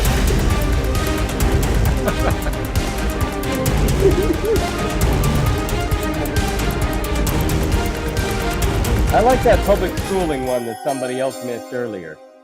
What do you mean angles? I don't even know what that means. What do you mean? Oh my God, did I misspell that? Oh Angels. no. I It's think supposed to it's be supposed to be angels. I It's that- personally it's that theory. I don't believe in angles. I think angles were constructed by the Rockefeller system. Going back to the public education topic, to the Prussians. Okay, anyways. She misspelled Oh, it. then It's I supposed do. to be an O. It's all about how You the know what? Anglos. Paranoid American. That's great. That because I was going to start talking about the Prussian factory schooling model, and I feel like I'd be preaching to the choir, and I'm in good company. So I'm glad it didn't land on that after all. Perfect, Angels, yeah. you want to talk about angels? Sure, I got some Yeah. stuff to say about angels. All right. All right, so I met God 22 years ago. I know I sound like a goof saying that because when you say when you talk to God, that's praying, and when God talks to you, that's schizophrenia, right? But I died 22 years ago and was in a coma for a bit, and in that time, I left my body, met God, and anybody who's ever met God, especially on an overdose, all say the same thing that when they talk to God, he was really disappointed. So, the thing about angels, what doesn't make any sense is let's say that there is a supreme being that's omnipotent, omnipotent, omniscient, and omnipresent. Why the would he need to delegate responsibility to lesser beings, especially ones that have wings? And if they did have wings, why would they have birds' wings instead of wings of other mammals like bats? We can move on now. Well, I mean, we're throwing it to the panel now. Yeah. Well, That's all I have to say have about to, that. if we're talking angels, I have to bring up my favorite aspect of angels, which is that Nephilim story. I think it's Book of Enoch, where the fallen angels come down and they procreate with humanity, and that this is conveniently also the source of all cryptids. This is where all cryptids came from. It was from these angels that basically were mating with the original humans. And beside from just like the surface level that people might have heard of this, I've also heard that every great civilization that kind of sprouted in ancient history all came from a female Nephilim, a female descendant of these Nephilim, and that anyone that wanted to start their own country, they would have to go out and seek what might have been like an Amazonian, like these huge, powerful women that were guaranteed to give them like a giant baby, like a literal giant, like 11-foot, baby that would end up being this huge conqueror. Because if you really wanted to like go out and conquer these lands, why not have like the biggest freaking kid possible? But this is basically another tale of the holy blood, holy grail. This is the passage of this sort of divine blood or divine DNA that you have to use in order to start anything that's going to be worthwhile. So if you're just normie people, you can't really start like a whole thing. But if you've got angel blood and angel DNA to work with, now you can start a culture, religion, country, empire, fill in the blank. See, that goes back to one of the original cover-ups, which was with Jesus, because he had people asking questions all the time, and one guy said, "Hey, this woman, she's married, and her husband dies. She gets married, and that husband died, and he gets married, and she's married 7 times, and then she gets to heaven. Which one's her husband?" He's like, "Here's my opening." And he's like, "Well, yeah, in heaven, you're not married. You're like the angels. The angels don't have sex." Which was a great way to cover up that whole, don't worry about all that stuff. That's not real. That's a conspiracy theory. Jesus was saying about angels and their ability to procreate. Don't worry about that. It's not a thing. Oh, that was a I have trouble believing in the whole. One thing that I'm curious about Nephilim is in a lot of Middle Eastern stories and folklore, I am is a suffix that means plural, right? And so seraphim and cherubim and nephilim, that would mean plural, right? And so I wonder, what is a nephilim? It sounds to me like saying a panini. All right, cool. Sorry. When are we going to start talking about the Angles? I'm still working on that. The Anglos came over and settled California before. Oh yeah. Oh, Angles. Were they before or after the face sack? is pink enough already. Thanks, Lee. Hey, are we ready to move on to the next subject? Yep. All right, Yep. let's do it. Hey, Pops, you've been waiting all night to spin this freaking wheel. Let's bring Pops up. I am Pops Van Zandt, the founder of the Madness Comic Network, where you'll see a replay of this show on Saturday night, amongst all kinds of other shows. Doc has a show on the network. RJ is a sponsor of the network. We have about 25 weekly shows, all kinds of different stuff, gaming demos, just, shows that promote comics, review shows. Matter of fact, we got one going on right now, premiere right now on the network. I'm here and we have a premiere show on my network right now. But Kung Fu Theater with Brian Kriskow is live right now on the Madness Comic Network. We broadcast to as many places as we possibly can. We try to get eyes on what everybody does, whether it's a YouTube channel, Kickstarter campaign, or even better, a Fund My Comic campaign. What do you say, Doc? Where you at? Fund My Comic, baby. Or even best, Flip City Magazine. I don't even know how to do this without, promoting people. what RJ does is freaking amazing, everybody. I've been with the dude, watching him grow and grow and grow for 5 years now. It's been awesome, man. Just tune into the network. You'll see all kinds of different stuff. You'll have fun. Tell everybody where to find you. The Madness Comic Network on YouTube. The Madness Comic Network on Facebook, or Madness Comic on Twitter. It's just, you type in Madness Comic, you're gonna find Pops. Woohoo! All right, let's spin that wheel.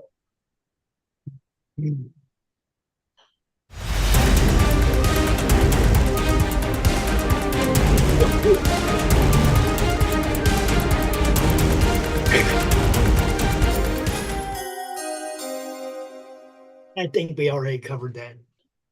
All right. That's a free spin. Either you believe it totally or you don't totally.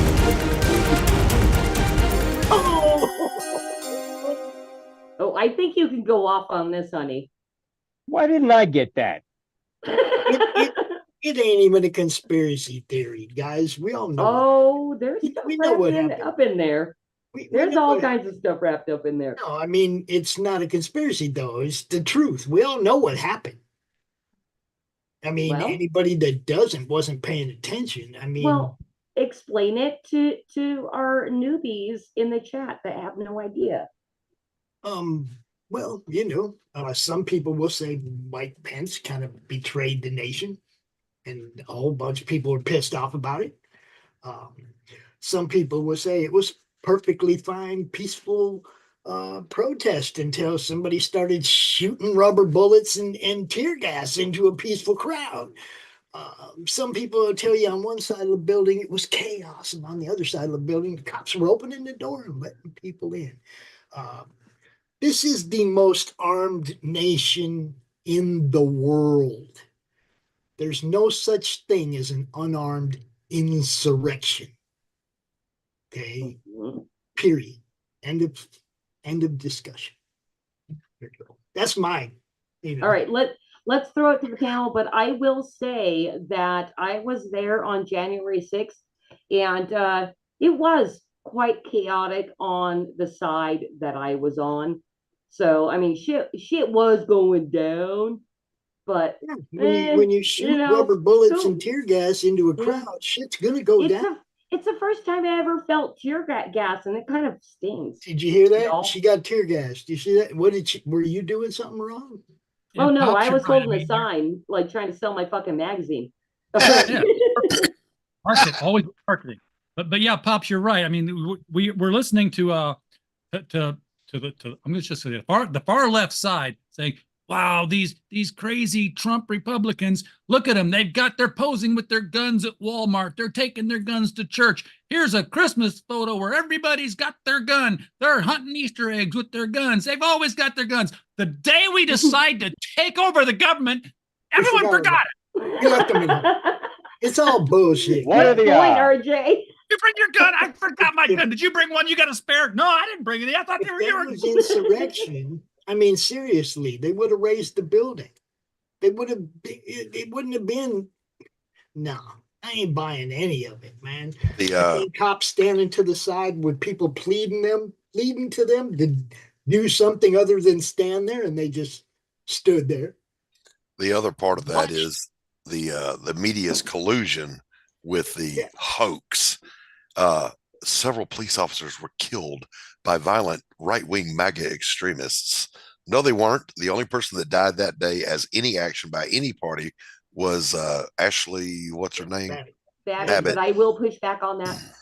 She was I shot. submit that she was not shot. She was unarmed. She was shot and killed by Capitol Police, and none of the police officers died as a result of any injury they received from anyone on that day. Doc, Okay, I have to I chime in here. I have respectfully to chime in. submit that she did not die. I can explain how. It'll take a long time. I'll instead do a shameless plug. And if you'd like, if I can get your email, I will send you a PDF of it so that you can see it without having to buy it. But I wrote a wee book on the subject. It's called The Factory of Lies. And it is a fiction spy thriller that covers 3 days, January 4th, 5th, and 6th of 2021, and explains in a fictionalized manner what happened. It was a show, not unlike that movie Wag the Dog, and it was a fake insurrection, the whole point of which was to dissuade real insurrectionists from going through with their plan. Long story, but I can send it to you if you'd like. Well, I want to on the tail end of that, there's something, if you want to see what kind of the roots of all the January 6th, which I would say there's a direct line you can go to like Oklahoma City and Waco and Ruby Ridge, but those all fall under this umbrella of a program called PatCon, aka Patriot Conspiracy. And I found out about in this book, highly recommended. It's called Aberration in the Heartland of the Real. And it was someone's PhD, but it was all about like Timothy McVeigh. But essentially, exactly what you're saying is that the alphabet agencies, they try to they create like a petri dish and they try and introduce bacteria. And there's a place called Elohim City, which was where McVeigh was supposed to have gotten like radicalized by all these different. But if you look into that, it's crazy because it seems that there were more alphabet agency people in Elohim City and they weren't coordinated. So one of them would like hype another one up and they'd go back. The CIA would go back and be like, yo, these wackos, I got them to admit to do something crazy. And then like the FBI guys saying the same thing. Like no one realized they just keep like stacking Bouncing each off other each up, other? but there Yeah. were never any extremists to begin with. So then like when a normal person comes in, they just immediately become radicalized, but it's because the alphabet agencies are doing that. So January 6th is just a much more refined version of that started, I think, in like maybe the early mid 80s. It was like I think it was like a Usenet thing. It actually started ironically on radicalizing people on the internet, and a lot of people don't even know this, but Timothy McVeigh was like an advanced computer programmer for the time. So January 6th came together on Facebook, and PatCon came together in Usenet. Paranoid American, I have to ask you, do you know about, just went out of my brain, talking about these agencies. He had the thought and then he took a drink of water and That was it. Get out. Well, you know that guy, Yuri that guy with that Bezmenov, name. Yuri Bezmenov's article. Did you guys listen to Yuri Bezmenov's interview in 1984 when he tells the host that it's a slow burn over the next 40 years? And this was, I think it was either 1984 or 1987. The KGB officer Yuri Bezmenov told us what exactly was going to happen, and we didn't fucking listen, and we became the idiocracy we are today. And that movie is just foreshadowing where we are at this very fucking moment. That talk that you're referring to, I think, was also included in one of the recent Call of Duty games, like one of the Black Ops or something. It starts out with that interview in the game. So, oh shit, that's funny that they're using it now. They're bringing it back again. Why? See, what people are the part that people don't get is, again, this wasn't an insurrection. The media sold that word to everybody. Insurrection would have been a whole fucking bunch of dead politicians. Okay. It was a setup by Nancy Pelosi and her ilk, her daughter, and this other general's son. It was a and movie. The whole thing went it was a movie. They used it as a psyop for the rest of the world to let everybody know that Trump is bad. Trump's people are all bad people. Mm-hmm. You know, the nationalists are attacking. Yeah, you've got to demonize your enemy. That's what you've got to do. One of the things, I was watching live that day, and I was watching a channel I usually don't watch because I wanted to see what the other side was saying about it.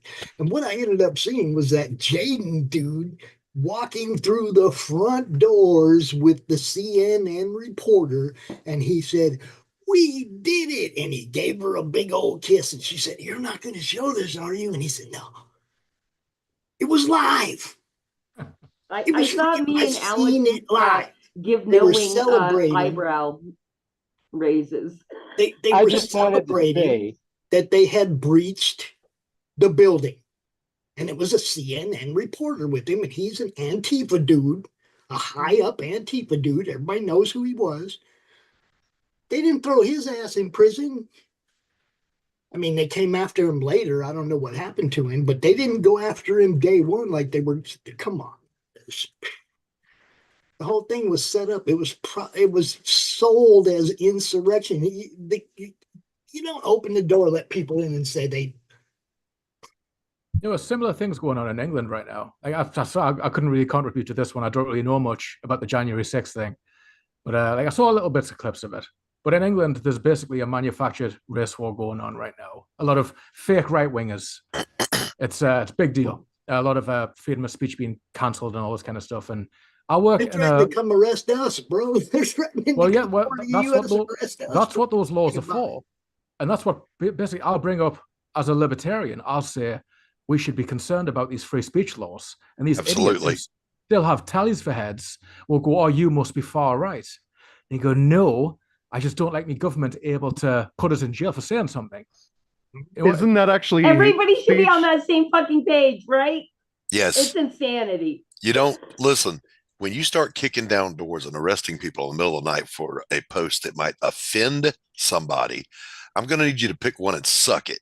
Okay, that's why we have a Second Amendment, to protect our First Amendment. Dude, the funniest thing about it is, 40 years ago, I was a liberal yelling about free speech.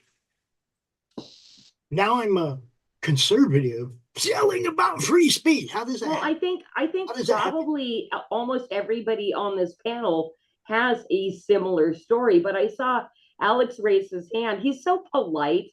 He's so nicely dressed and polite, so I have to throw it to him. Thank you. You're very kind. Sorry to interrupt. It's just a shameless plug again. I mentioned in the book on page 165, it says G. Edward Griffin's 1984 interview of ex-KGB agent and Soviet defector Yuri Bezmenov. He'd heard him break down all the stages of the communist takeover, and he had no doubt that it was all going according to plan once again. The U.S. was destabilized by violence and unrest, a civil war was brewing, and desperate times called for desperate measures.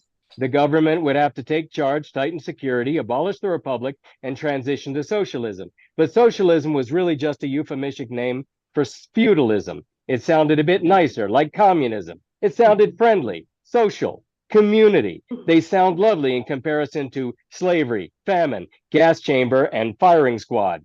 And then, in response to what the other gentleman said on page 193, it talks about how Jaden X, aka John Sullivan, BLM activist who'd been arrested in Utah during a riot in July, that Jaden X wearing a red MAGA hat and all of a sudden a Trump supporter. Another video can be found of him bragging to a woman, Jade Sacker, in the National Statuary Hall. Is this not going to be the best film you've ever made in your life?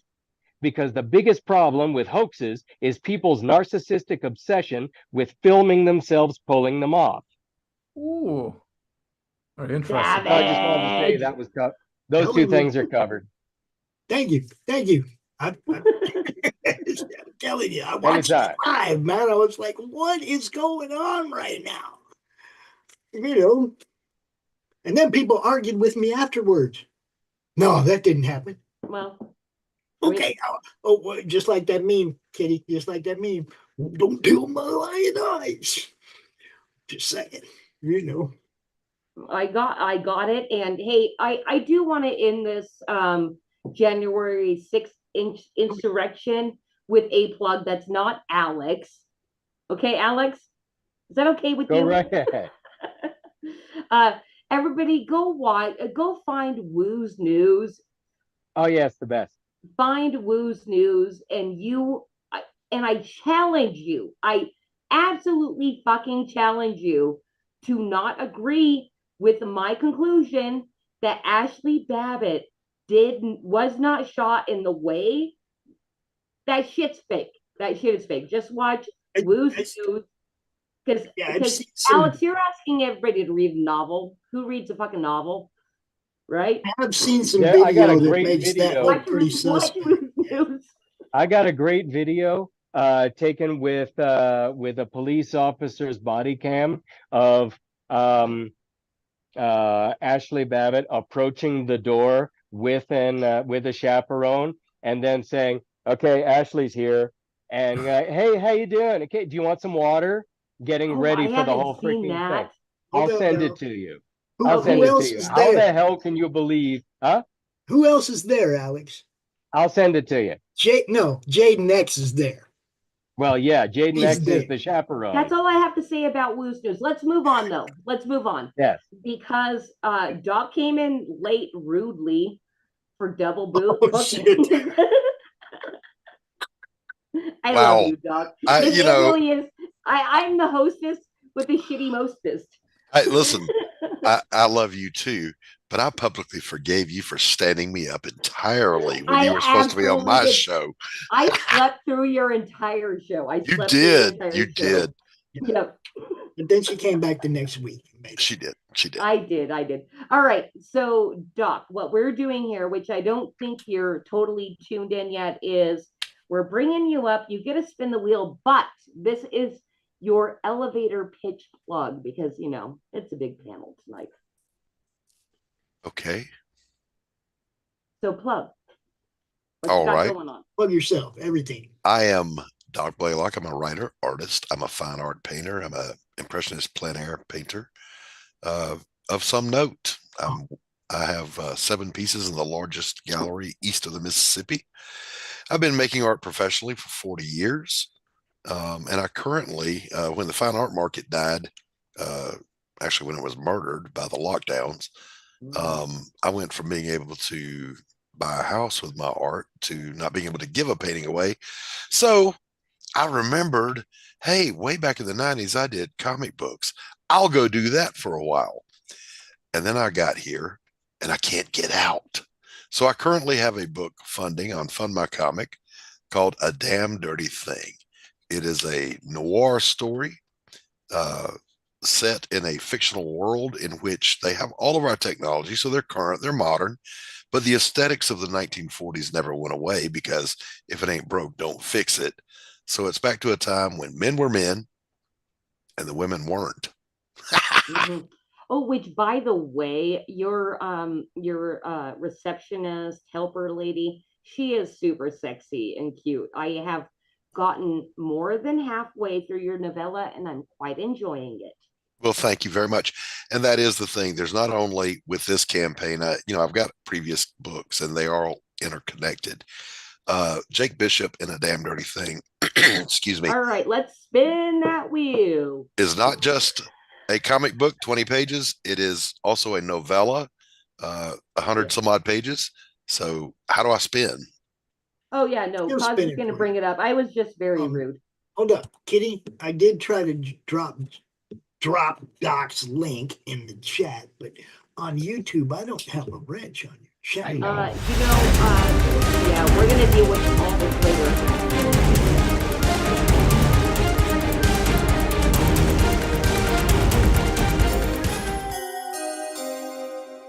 So, Doc, if you don't know, I don't think you know exactly the rules of the game.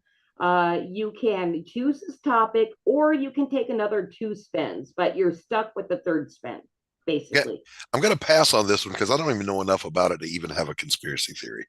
All right. Moving on.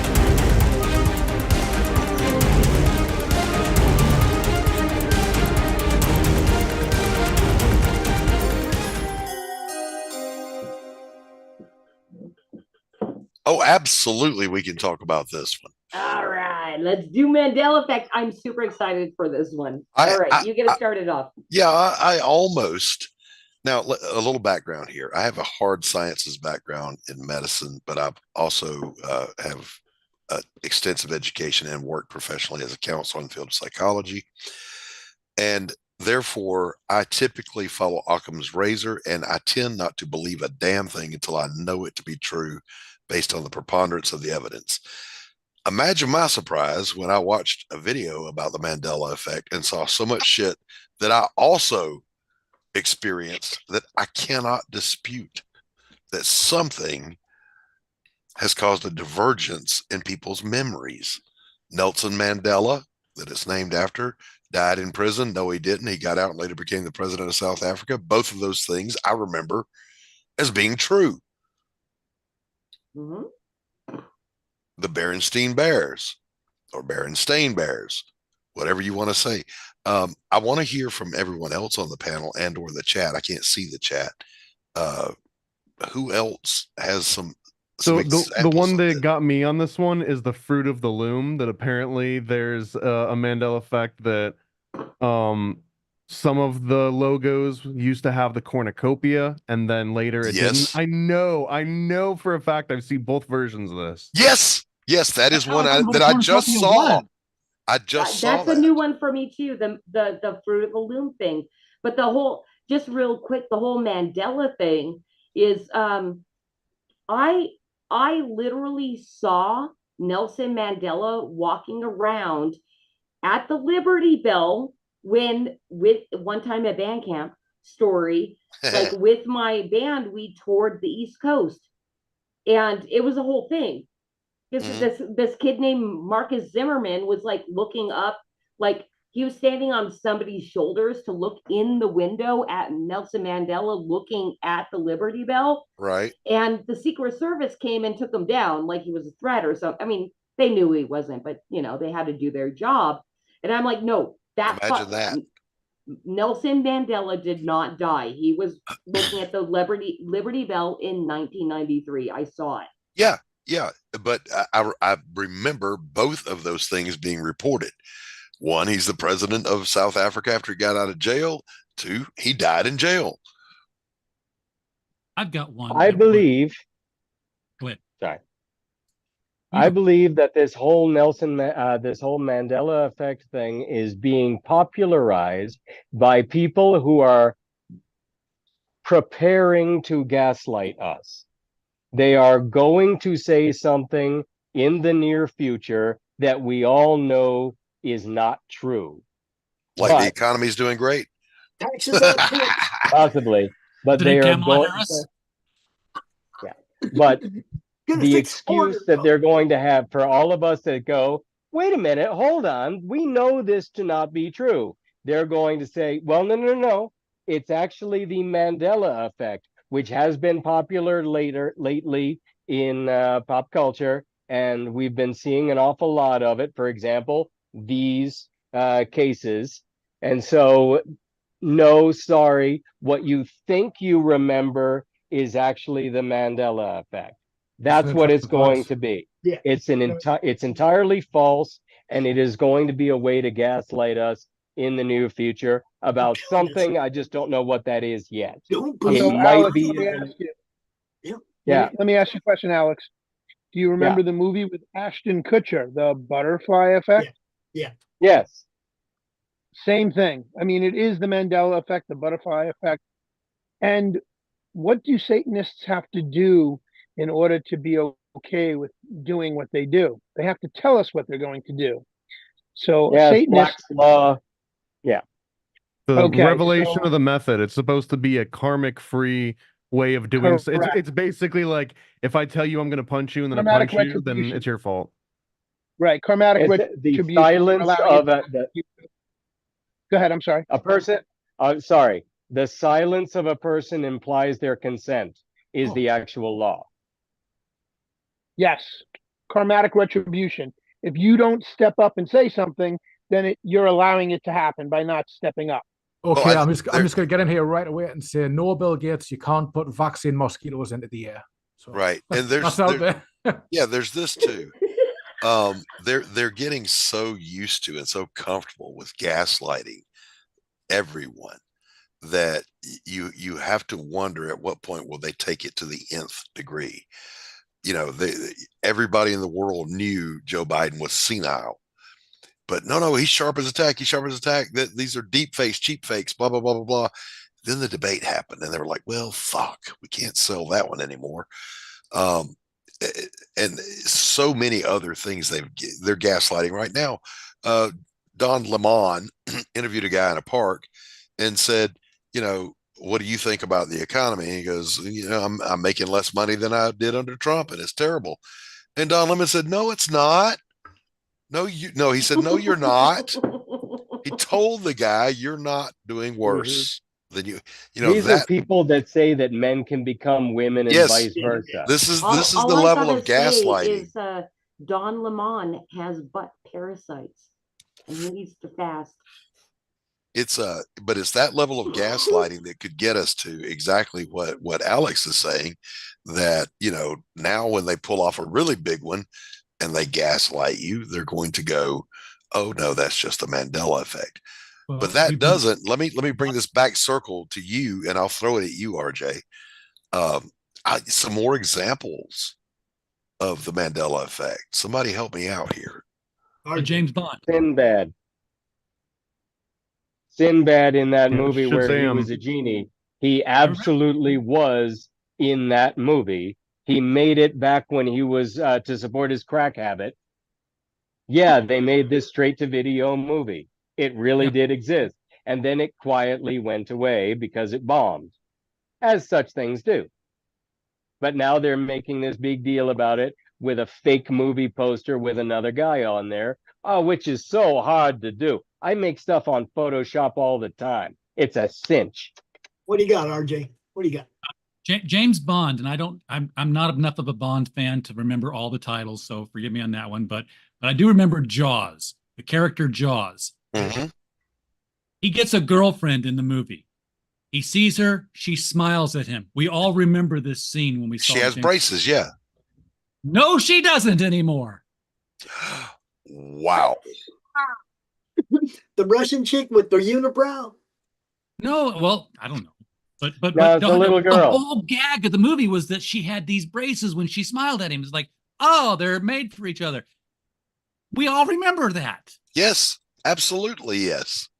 But no, they're pausing it and they're like, look, no braces. I'm like, is this like the raw footage and we're not seeing the CGI version that, you know,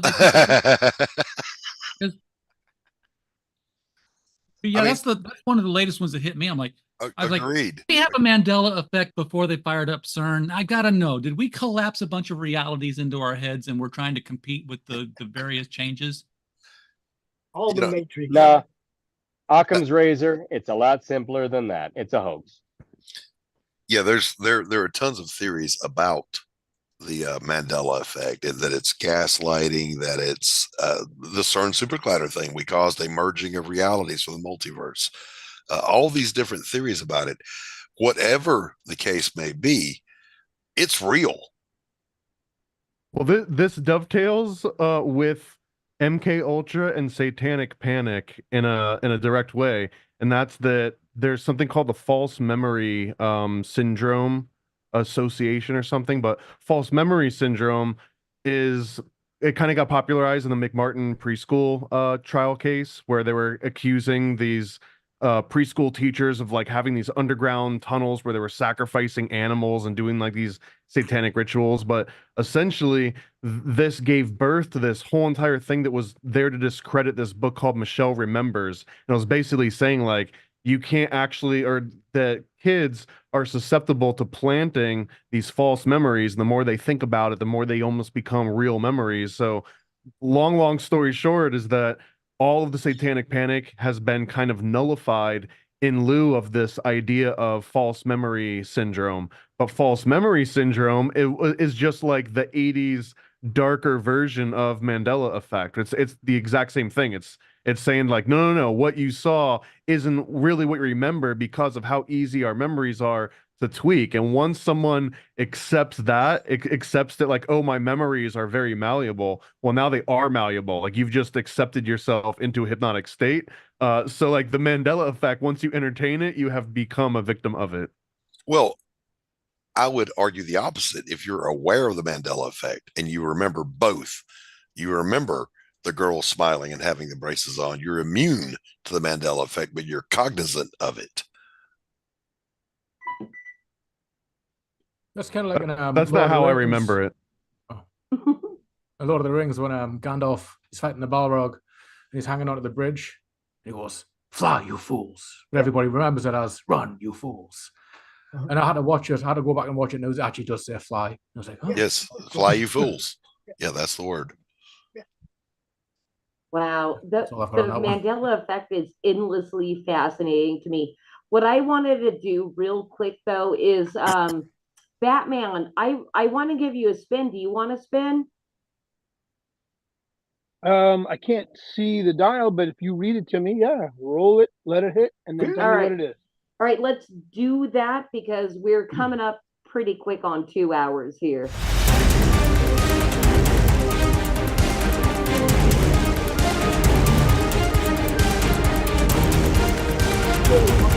All right, you landed on human potential. The third Someone demands to be done tonight. Human potential. Okay. Human potential has been stifled because we only use, if we're lucky, 10% of our actual brain capacity.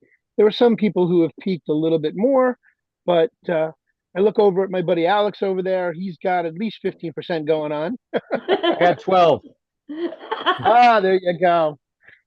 So when you have mind over matter, this shit works. I don't care what anybody says, but I do believe in mind over matter.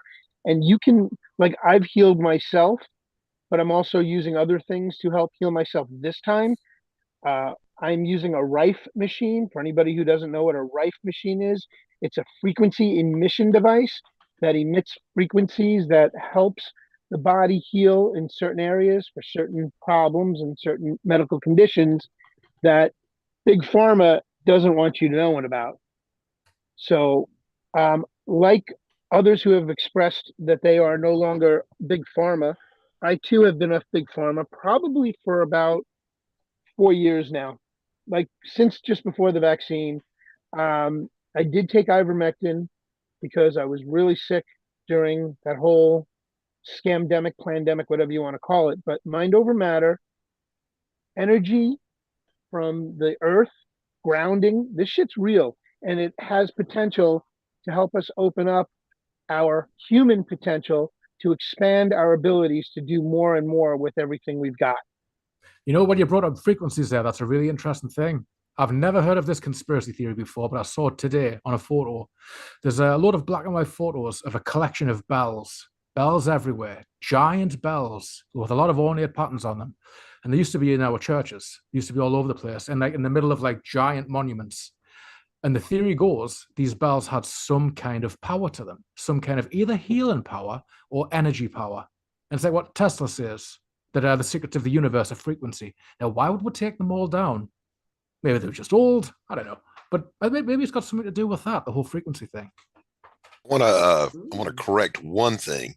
The thing about only using 10% of your brain is a myth. We use all of our brain all the time. It's more specifically that we use a small part of our brain for executive decision making, for higher order thinking. Having said that, I do know, for example, that the placebo effect is a very real thing. It's been tested. It passes the sniff test. You can repeat the experiment, get the same sort of results. So does the brain have the power to do things that we ordinarily would not accept? Absolutely, it does. I wanted to tag in too that you mentioned the Rife machine, and I've got my Rife coil right here. I've got two of them, the huge ones. But I actually have like a 2-hour video where I go through with Matt Rife, who's a relative of Royal Rife, of going through like exactly how to set up the Rife machine and like calibrating it and using it. And I caught a buzz off of some frequency. We were going through turning frequencies, and all of a sudden I got like a burst of just like euphoria almost. I can't even describe it, but it was wild. Yeah, cerebral endorphin rush. I found out recently that babies that are crying can be made to stop crying by hitting certain notes on and this little bowl that people are hitting with a mallet. And so I thought you were going to say by hitting the babies. Yeah, hitting the babies. That also works. If you hit the baby strategically in various parts of its head, he'll shut up. But no, so I got a recording of this metal bowl being hit with a mallet, because I don't fancy carrying this bowl and mallet around with me. But instead, I got this supercomputer on my pocket that records stuff. And so I got a recording of this. And whenever my new nephew or my new godson or any of the people who bring babies into my restaurant, those babies start crying, I walk up behind them with this recording on my phone, and I press play, and I hold it up to the baby's ear, and you go, and I hold it, and then they calm the hell down. So I think there's something to what you're saying about vibrations and frequencies. You know, I heard that might be down there because I've seen wolves do it as well. If a wolf howls next to a crying baby, the baby knows to be quiet. So I think that might be kind of like a survival thing. I can verify that. We had this goes way back with my first baby, and he was just like crying, and you know we're Americans. We do the thing that Americans do with their crying babies. We put them in front of the television and try to find something. And this is how we discovered the big purple dinosaur, and the evil that emanates from that show. Because it was like we put it to one show. It's just as soon as we hit the dinosaur, it was like this feeling just fell over him of quiet. I mean, and he's not making these executive level decisions like, leave it there, mother. I would love to watch this show. He's not verbal. We're like, please quiet. Well, I don't want to watch this crap. Let's find something else. You change that channel. It lifted. He was crying again.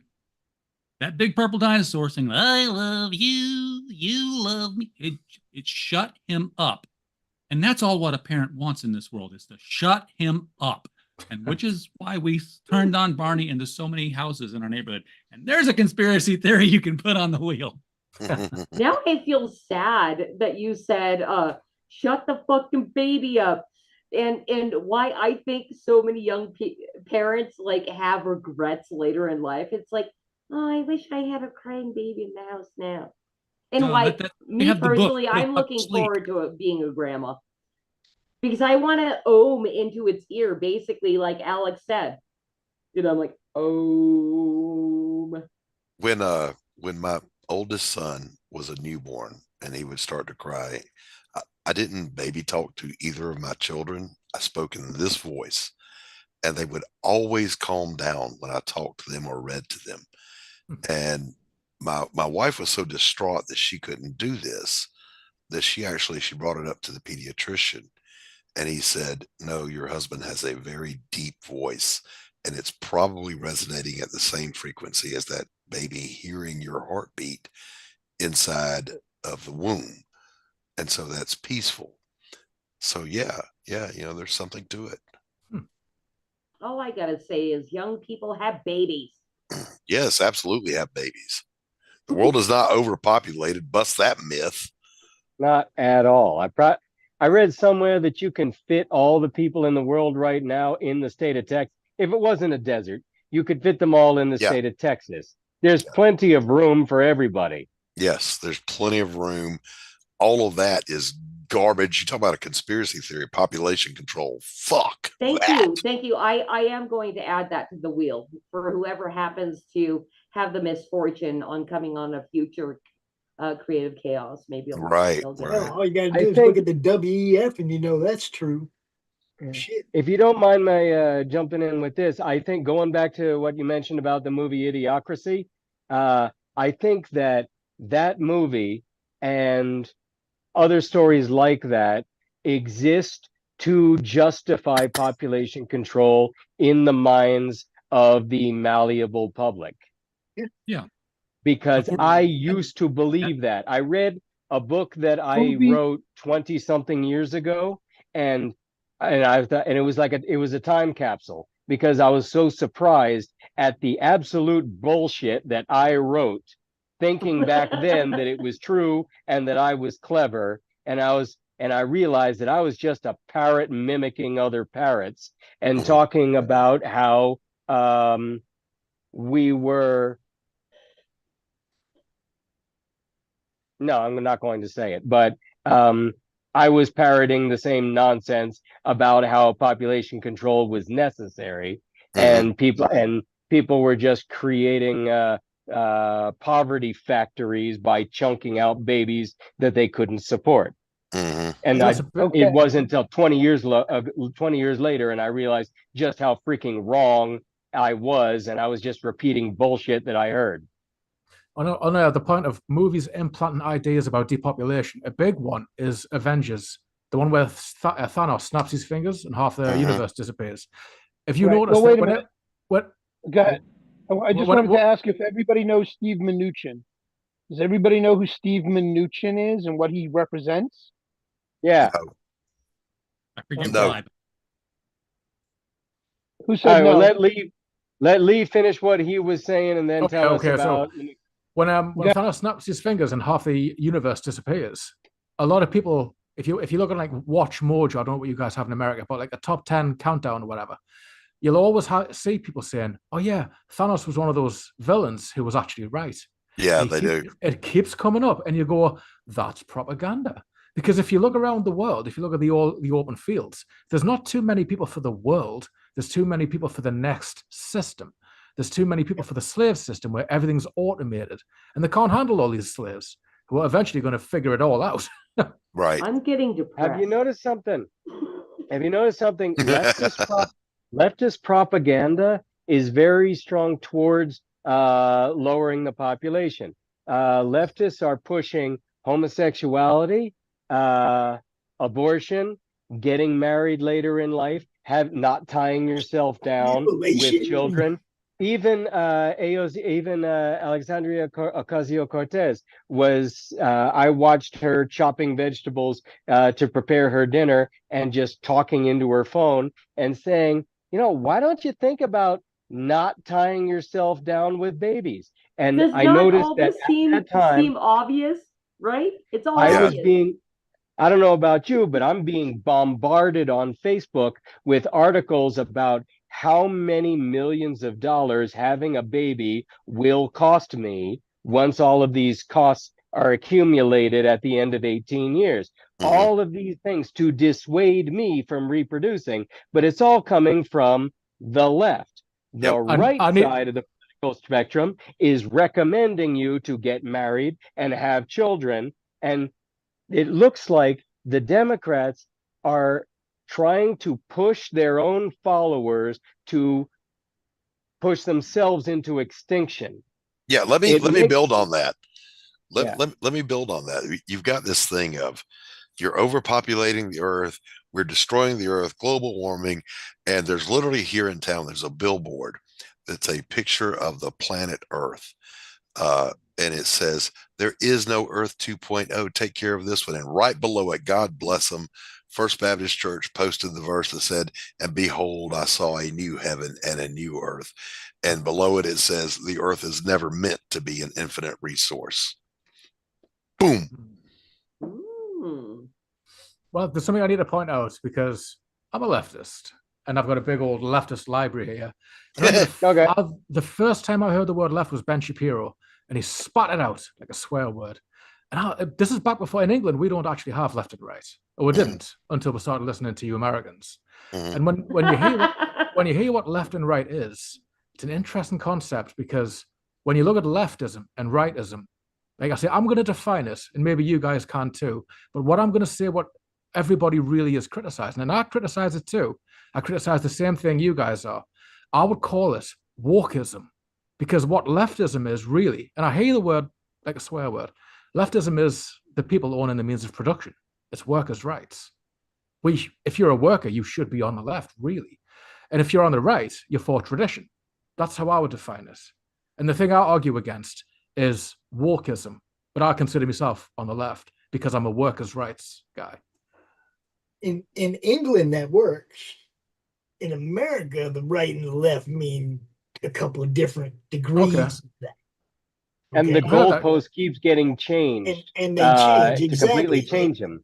Like I said earlier, when I was 20, I was a left liberal. I leaned to the left. I was for free speech and legal weed and all those cool things as a young man that I thought everybody should have, right?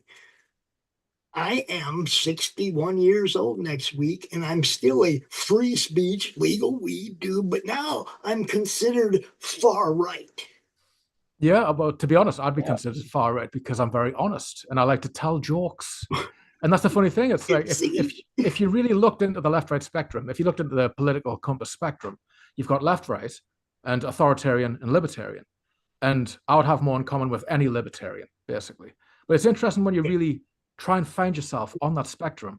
But we have we have the one thing that you don't have that sets us apart, because I'm not a Republican or a Democrat or a libertarian.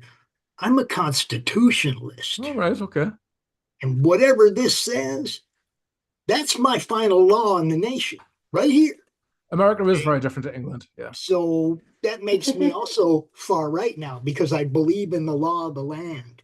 Yeah, I would very much love for England to have to adopt a version of our Constitution, because I want you guys to have absolute free speech. I want you guys to have the right to defend your God-given right to life. Yeah, you know, that's the key word, is the God-given right. Yes. Right. I mean, so do you actually need a constitution to lay those things out? I mean, Lee, I'd love to hear your thoughts on that. Yeah, well, here's the thing. England has a constitution. It's the Magna Carta, and that's very, very old. So here's the thing about England common law. Our law is still the law of the land, but we've got this new thing called legislation. And politicians make up legislation, and it becomes the new law by consent. So if we don't consent to it, we're not subject to it.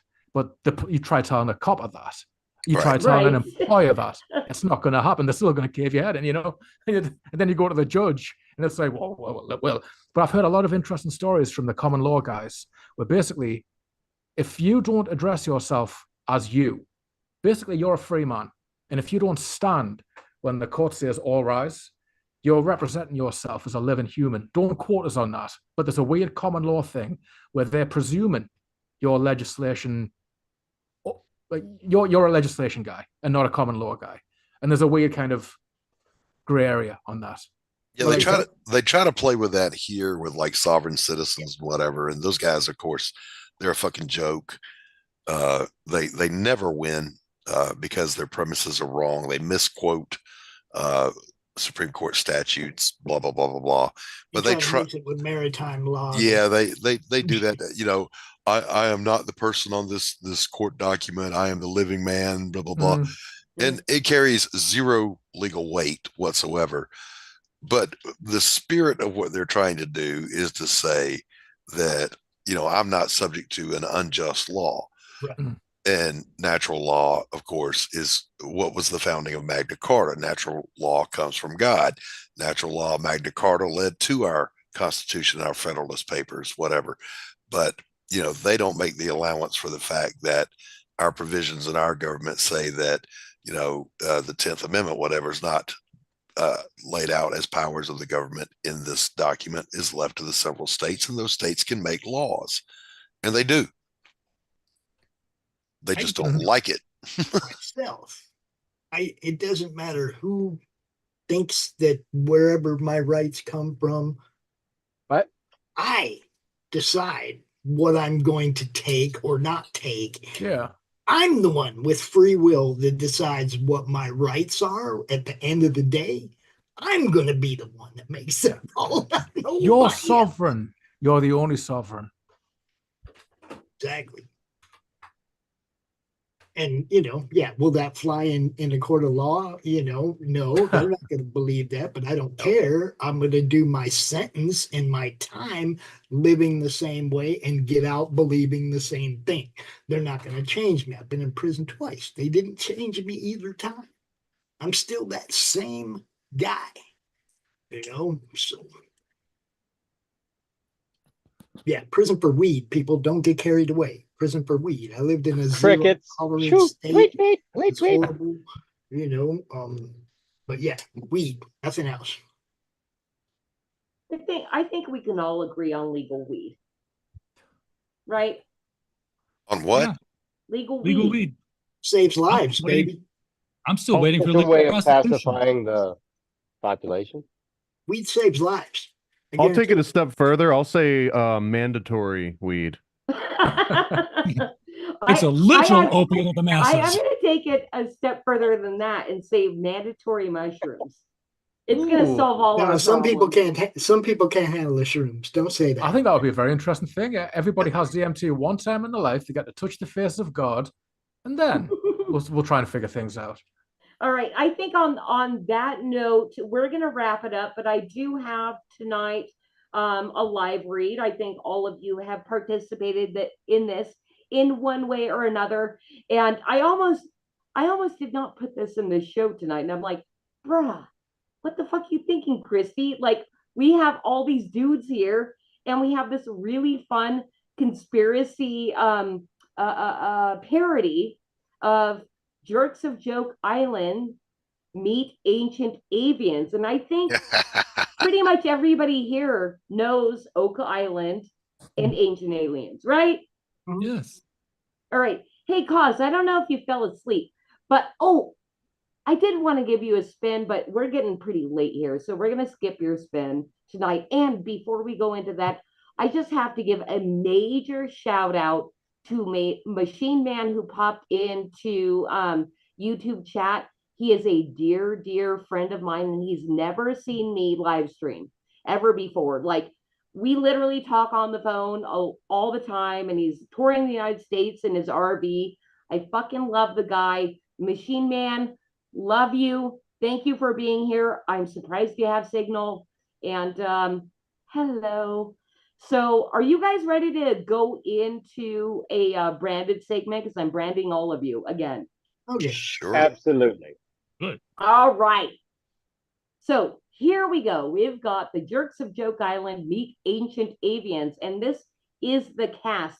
Lee, I think you might have done this one before. Yeah, I did the Australian guy. Do you want to do him again, or do you want to pick a different role? I'll do it again. I'll mix it up. Why not? All right, you're Gary then. And I'm assuming, Doc, because I was thinking you have a great voice for Rick Mangina. And that is like pretty much a lead role. You're a good reader, right? Okay, sure. All Can right, I you're be taking Shatner? Rick. Can I be Shatner? Please do your best impression. All right, so we've got Marty Mangina, Craig Pester, Jack Bugley, and Giorgio Sucralose. Dude, Paranoid, can you please take Giorgio? I think you're going to do a great job with him. Sure, let's do it. All right. So Marty, Jack, and Craig. RJ, will you take Craig? Sure, I'll take Craig. Hey, just a forewarning on that. Craig, his first panel, he does not have glasses on, and I think he's squatting to take a shit. Okay. Do I have a narrator this time? Because that one kind of slowed things down. What's that? Do I have a narrator?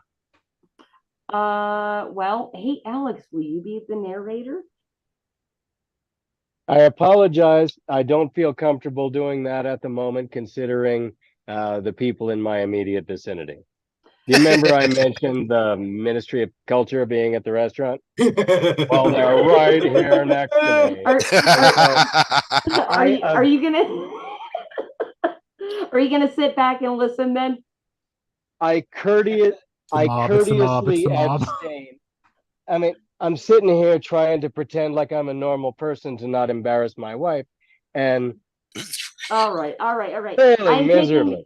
I will. So I courteously abstain from participating in this for the next few minutes. All right, yeah, no, you just sit back and watch, and I will take narrator, and all I need is a Jack Bugley. Who's still here? Does everybody have a role? Lee, no, Lee, okay. Jack, I need a Jack.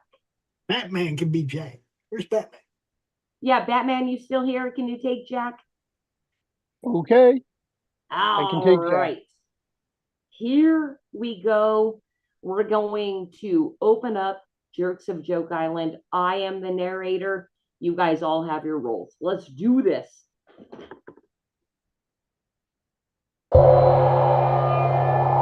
For Rick and Marty Mangina and crew, it's the first day back shooting another season of their long-running cable show on a tiny island off the coast of Canada. But will it also be their last? The Jerks of Joke Island meet ancient aliens. That's you, Doc. I don't see anything on the screen. Oh, hey. Oh, you got to pin. Yeah, pin Cosmic Grandpa's screen. You might have to scroll over on the top to get to him, and then you have to hit the dots. I'm looking. I'm screwing up completely.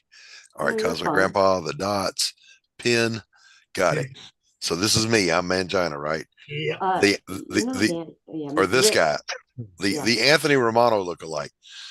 So, guys, who's ready to find gold treasure today?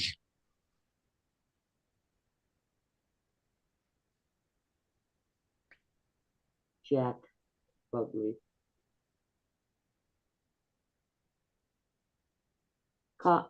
Batman, that's you. You're muted, Batman. Yeah, right. As if you wish. I'm sorry. Were any of those sentences? Rick, after 11 years of this, all I want to find is a standing toilet. I'm tired of squatting over borehole C15.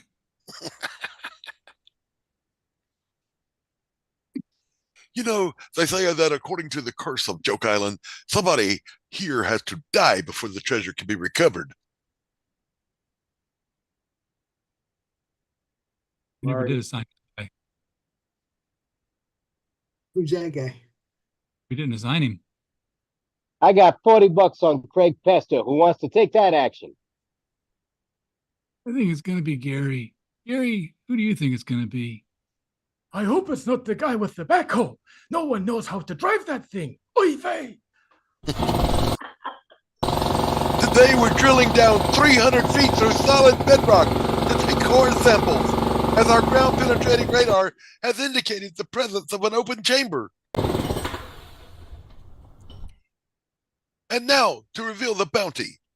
Dirty diapers, an old toaster. Are we being punked? We've been drilling in a garbage dump. The summers are nice, though. Meanwhile, team members Gary Dregton and Jack Bugley use a metal detector to search for ancient artifacts buried in the woods. It's the penny, mate. Just look at it. What a beauty. Great.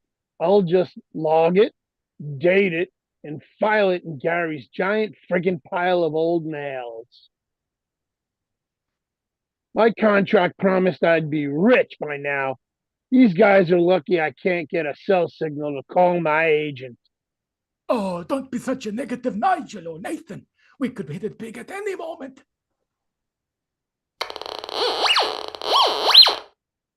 I'm getting a very strong signal here. This one could be gold, but I kind of hope it's another penny. Start digging. Harder. Dig faster, mate. Faster. Okay, geez, calm down. All I have is a spoon. Sounds like something big. I bet it's a massive tool of some kind.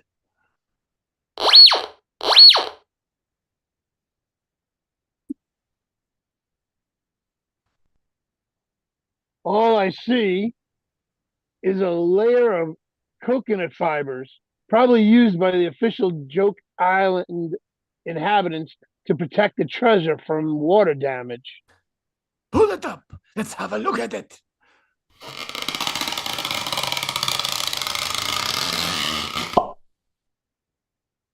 What? Judge Yosukulus, host of TV's Ancient Avians. What are you doing here? I was down in a tunnel trying to prove my latest crackpot theories about origins of ancient avians. As you know, humanity was genetically seeded on Earth by a race of giant extraterrestrial chickens from outer space, as ancient avian astronaut theorists believe. But what about my metal detector? You must have detected my tacky necklace. I got it from a shaman in Cusco. Or was it a salesman at Costco?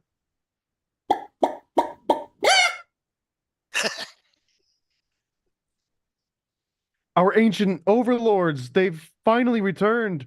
I pledge my fealty. That's tonight's supper, stupid.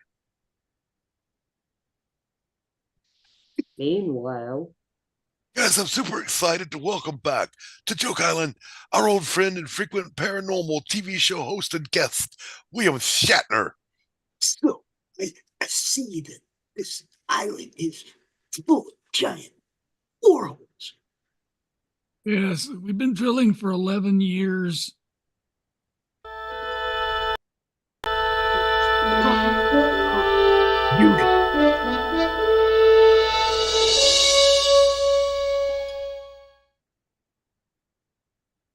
Now, listen up, schmucks.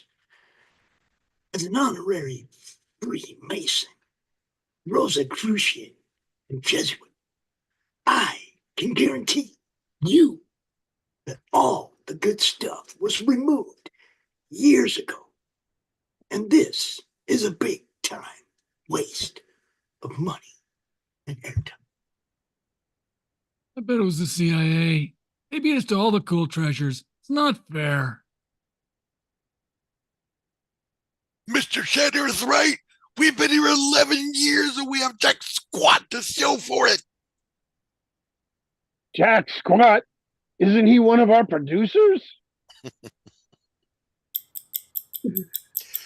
I think we all know what has to happen next. We're going to blow this island sky high.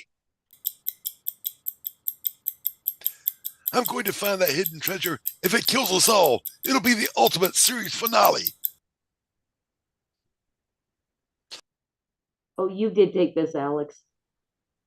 Season 12, episode 25, Rick Murders Everybody sounds great. 30 pounds 30 of pounds. C4 explosives wrapped around Rick Mangina's belly. Will he blow up Joke Island and take everyone with him?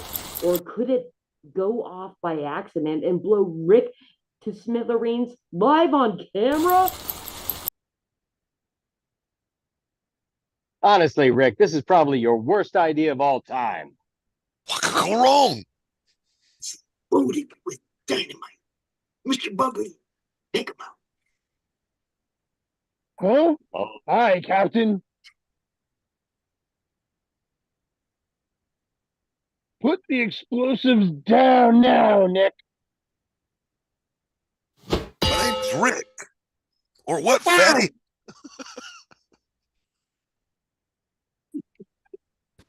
That your punk ass can take me down. I'm too cagey for you, kid.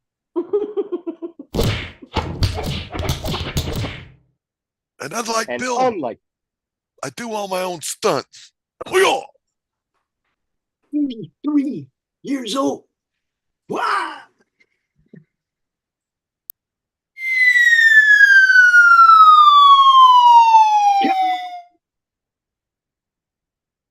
That's you, Pops. Pops.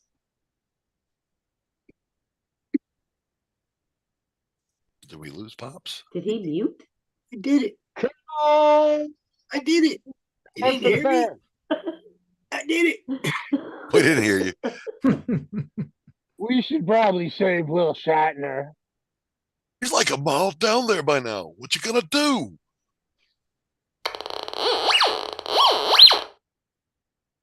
Whoa, guys, the legend was true. We just found the treasure. It's Shatner's wallet, and it's full of gold cards and crypto passwords. And look, I just found a giant petrified chicken egg. Hard evidence for my theory about ancient avian astronauts. Pretty sure that's just a rock. Shh, I want to see where he goes with this. That's why I get the ratings. Well, Scotty. Right. Good job, you guys. And that was Bravo. the Jerks of Joke Island. Meet ancient. What was the word?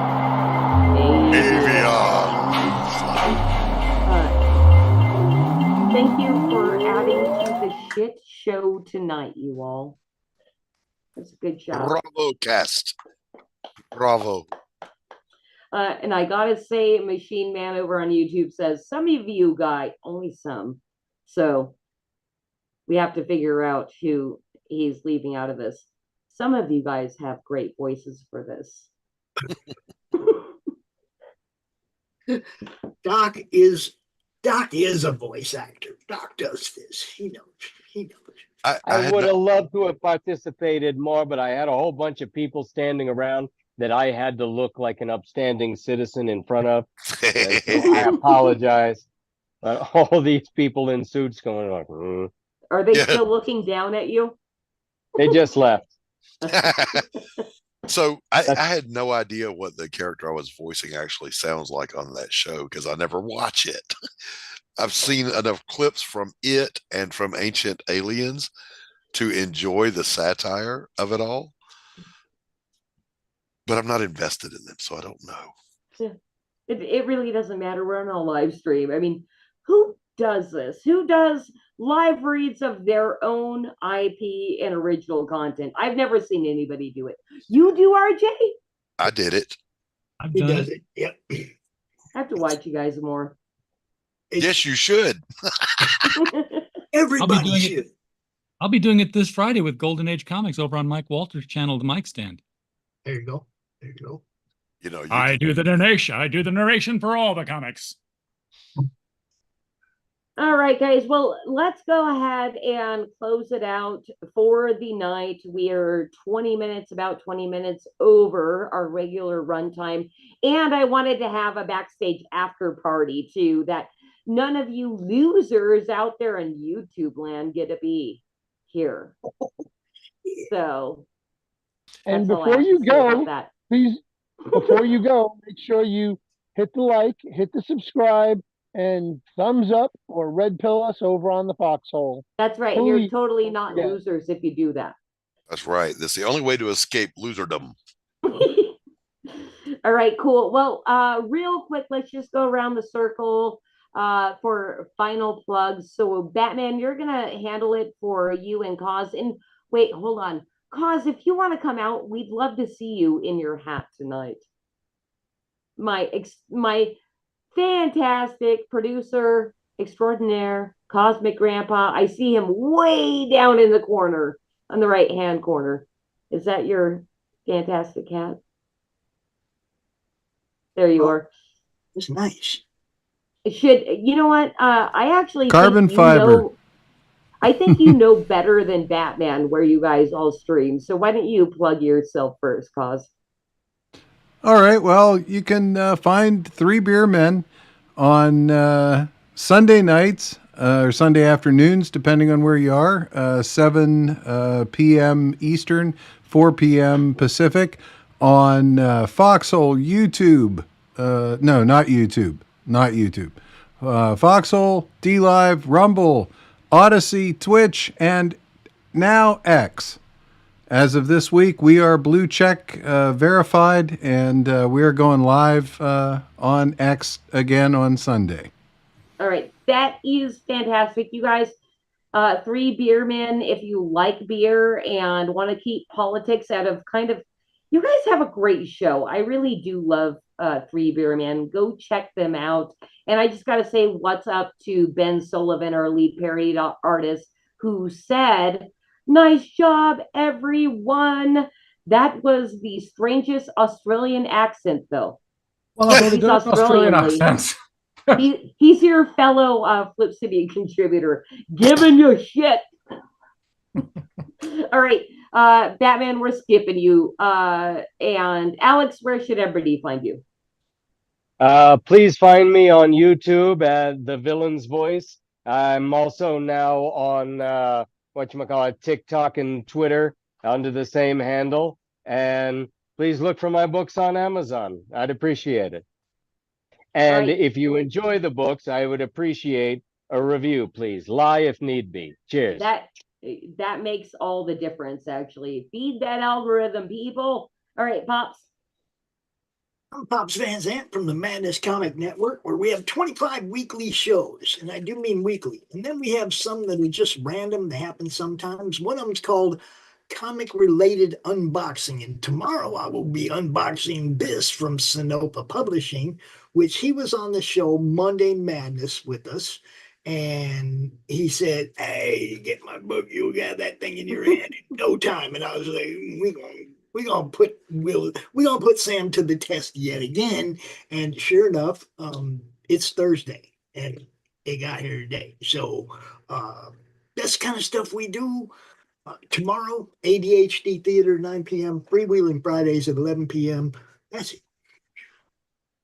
And RJ, you go. I am RJ Carter. You can find us at Critical Blast on all your social medias. You can also go to criticalblast.com, where you can find out more about, on the front page, just what's going on in pop culture. Sometimes we actually put articles up there. Hit the tabs, find out what we're reading for our publishing, because we do publish original material that we take control of, such like the Fables Next Door, which was the last anthology we just did. We are currently reading through the end of the month for Gods and Services' new location.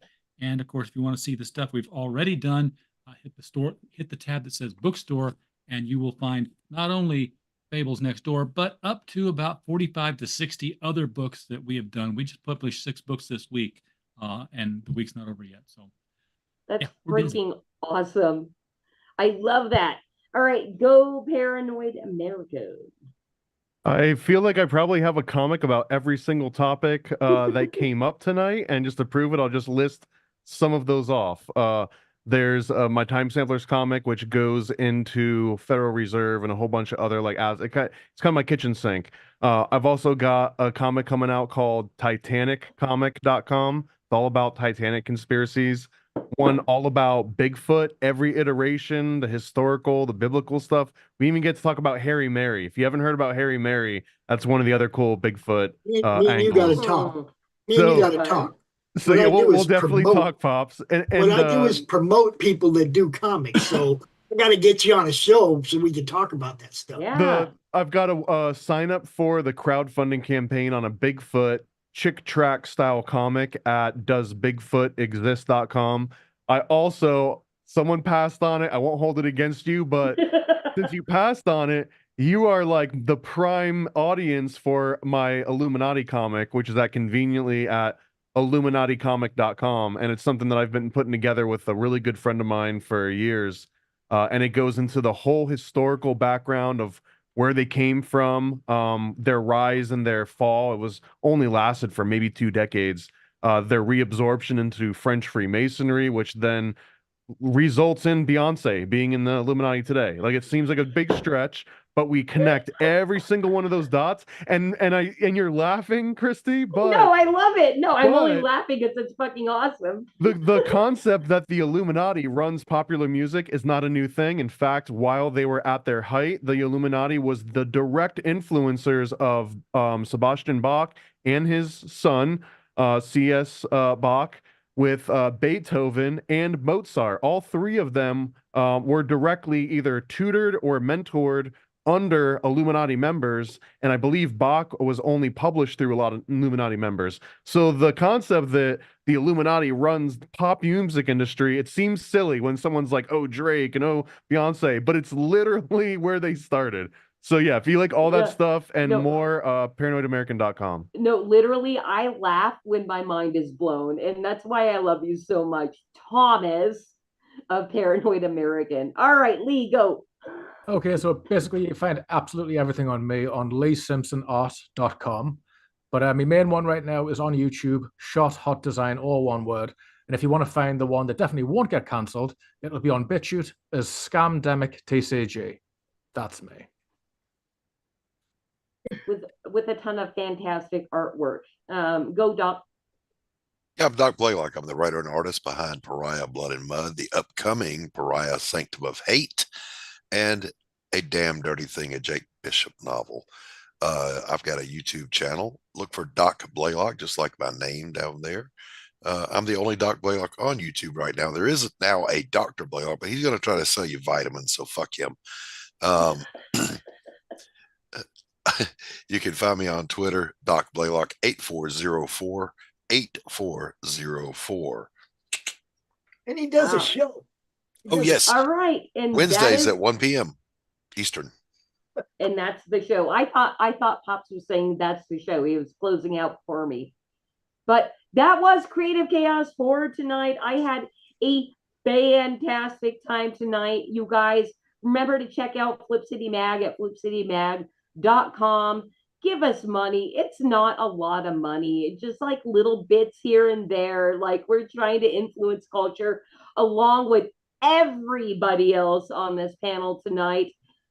Pops, the promoter, RJ, like blasting it out there as hard as they can. I'm getting drunk. I love you. I love all you guys. Paranoid American. He's going to be sending out Flip City tinfoil hats in his latest book about the Kubrick filming of the moon landing, which is very hilarious. Alexander Ferrar, who is fantastic, voted best dressed tonight.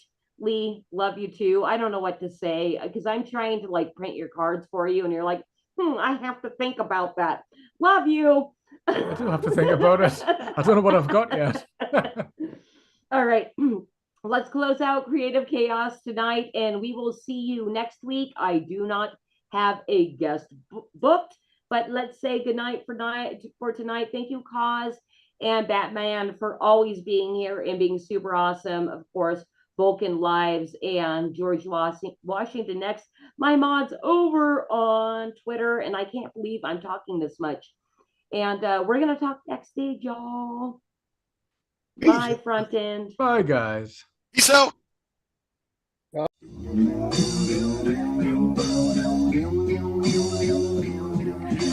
I am the gate, all who enter through me will be safe. I am the gate, I am the gate, I am the doorway through. Those who came before me feel the gate, I am the gate, I am the doorway through. I am the shepherd, I am the good shepherd. I know mine and mine know me. The good shepherd lays down his life for the sheep. I am the gate, I am the gate, I am the gate, I am the doorway through. I am the doorway through. I lay down my life and take it back again.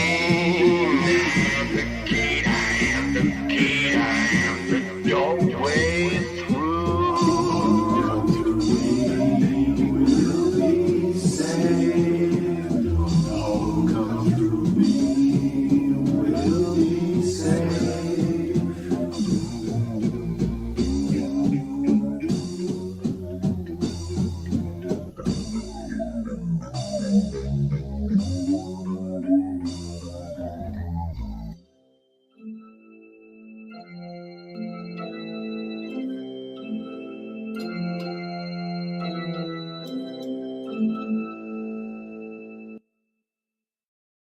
I was on stage with no pants on, and the audience, they were all clones of my old friend and business partner, Ted, and I was being forced at gunpoint to give the crowd a lecture in defense of crack whores. It's said that in the prostitution industry, nobody is considered of lower status than the crack whore. Because she doesn't work for money, she works for crack. I think that's an awful state. Somebody should stick up for these poor women and let them know that they're not the lowest. The lowest is the snack whore. The crack whore is doing it at least because she's in the grips of some tragic addiction, whereas the snack whore, she does it for little biscuits or crackers. It's barely even a reason. Those little cheese pieces with the red wax around it.